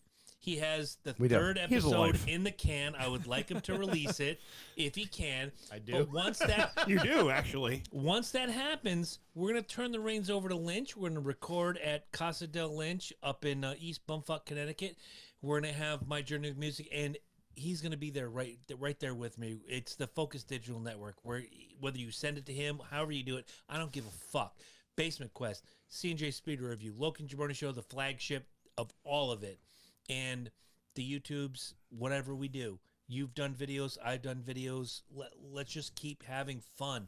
It grows. It's amazing. We're all still having fun. And that's what this is all about, is still having fun. People say, well, you know, you haven't made money. Why are you still doing this? Why? It's a labor of love. It's fun. It's not about the money. It's I not. mean, granted, the money is good. Fucking speak for yourself. We would have liked Well, that shit about 2 years ago, but since it ain't kicking Right. in, we're gonna keep on doing it for the fun at this point. I mean, money bought us a new board. It bought us a new gimmick here to do the production of Did the you show. just gimmick me? I gimmicked you a fucking again. All right. Like 5th week in a You row. can give me a beer there, man. And Yes, then, sir. Then I will be saying my goodbyes. We're all going to be saying our goodbyes in just. And I just want to say again, thank you to Mike for handpicking me out of the crowd. Absolutely, man. Like I said, you're one of the closest people that used to come on here all the time live. It's been a fucking blast. And of course, Ian was busy, so. Oh, fuck you. I'm Big Ian C? No. But again, never. It's been awesome for the last 10 weeks filling in for you. That's too much. That's too much ego to even replace and we've me. gotten really good.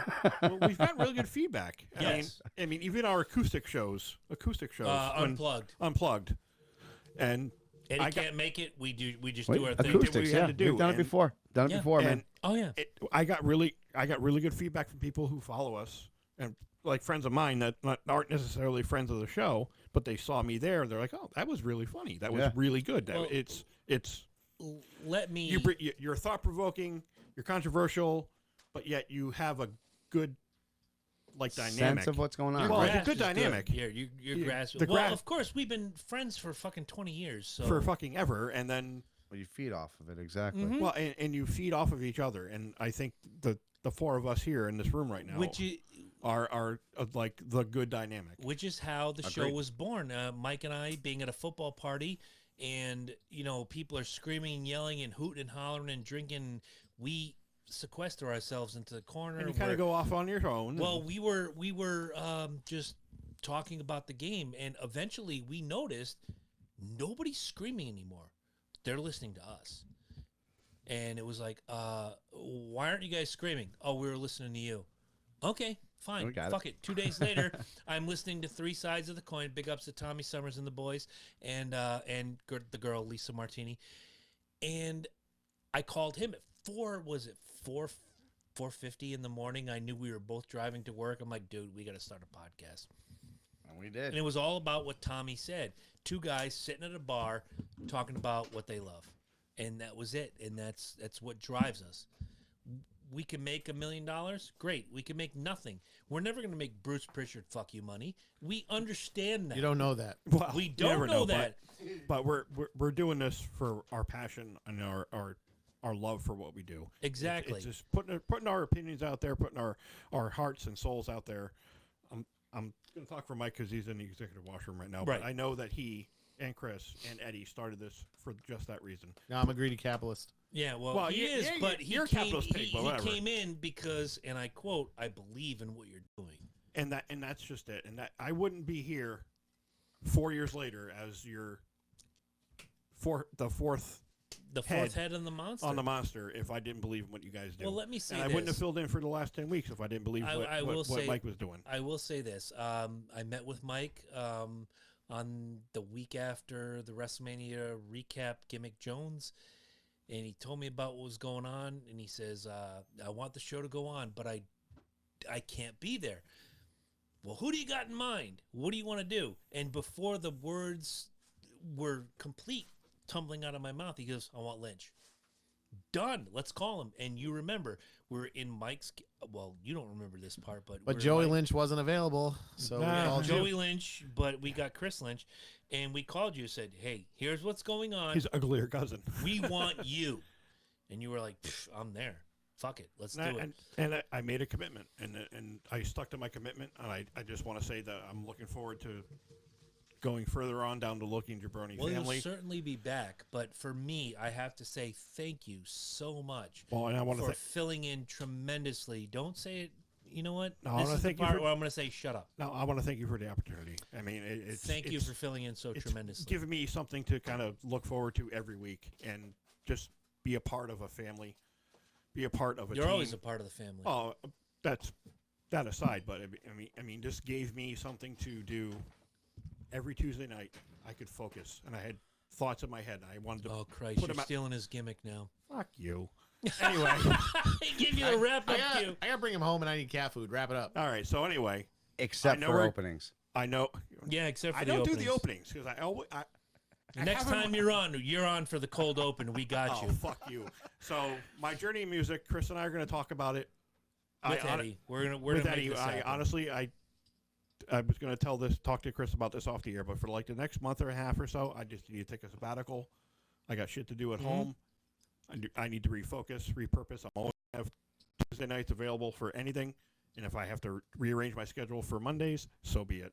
I want to be a part of this family. We just need an hour and a half on Mondays to do. I just want to continue this journey and be ready for next week for the change. Oh my God! You know what's next week?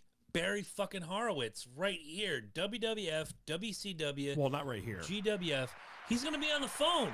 Yeah, but not right here though. No, not here. It's gonna be up north. It's gonna be up north in Danielson. Not too much further. Not too much further.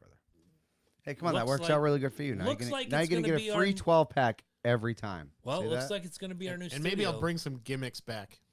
Ooh, see, that's worth it. See, on-screen gimmicks. That's worth it. Just right there. You already plugged Basement Quest. I do have to say, C&J Speed Review tomorrow night, 8:30. It's gonna be a very interesting episode. The first ever disqualification of a winner in NASCAR history. And how does that affect the picks? You'll find out. Oh, we've talked about the Xfinity race was what it was, but we're going into next week with Sonoma, the road course. Eddie's got to watch because they turned right and left, and I'm already picking Kevin Harvick. So, guys, thank you. Lynch, thank you. Eddie, thank you. And Mike, can't say enough. It's great Welcome back, man. Great to have you back. It's good to see you back in that saddle. Why are you playing that music? Because it's time to go, motherfucker. Welcome to Nickelback Hour. My name is Chad Kroger. And I'm choking on a big bag of dicks right now. Oh, my God. We appreciate every single one of you. Patreon.com/Loki and Jabroni is how to donate. I'm working on SummerSlam right now. So be prepared.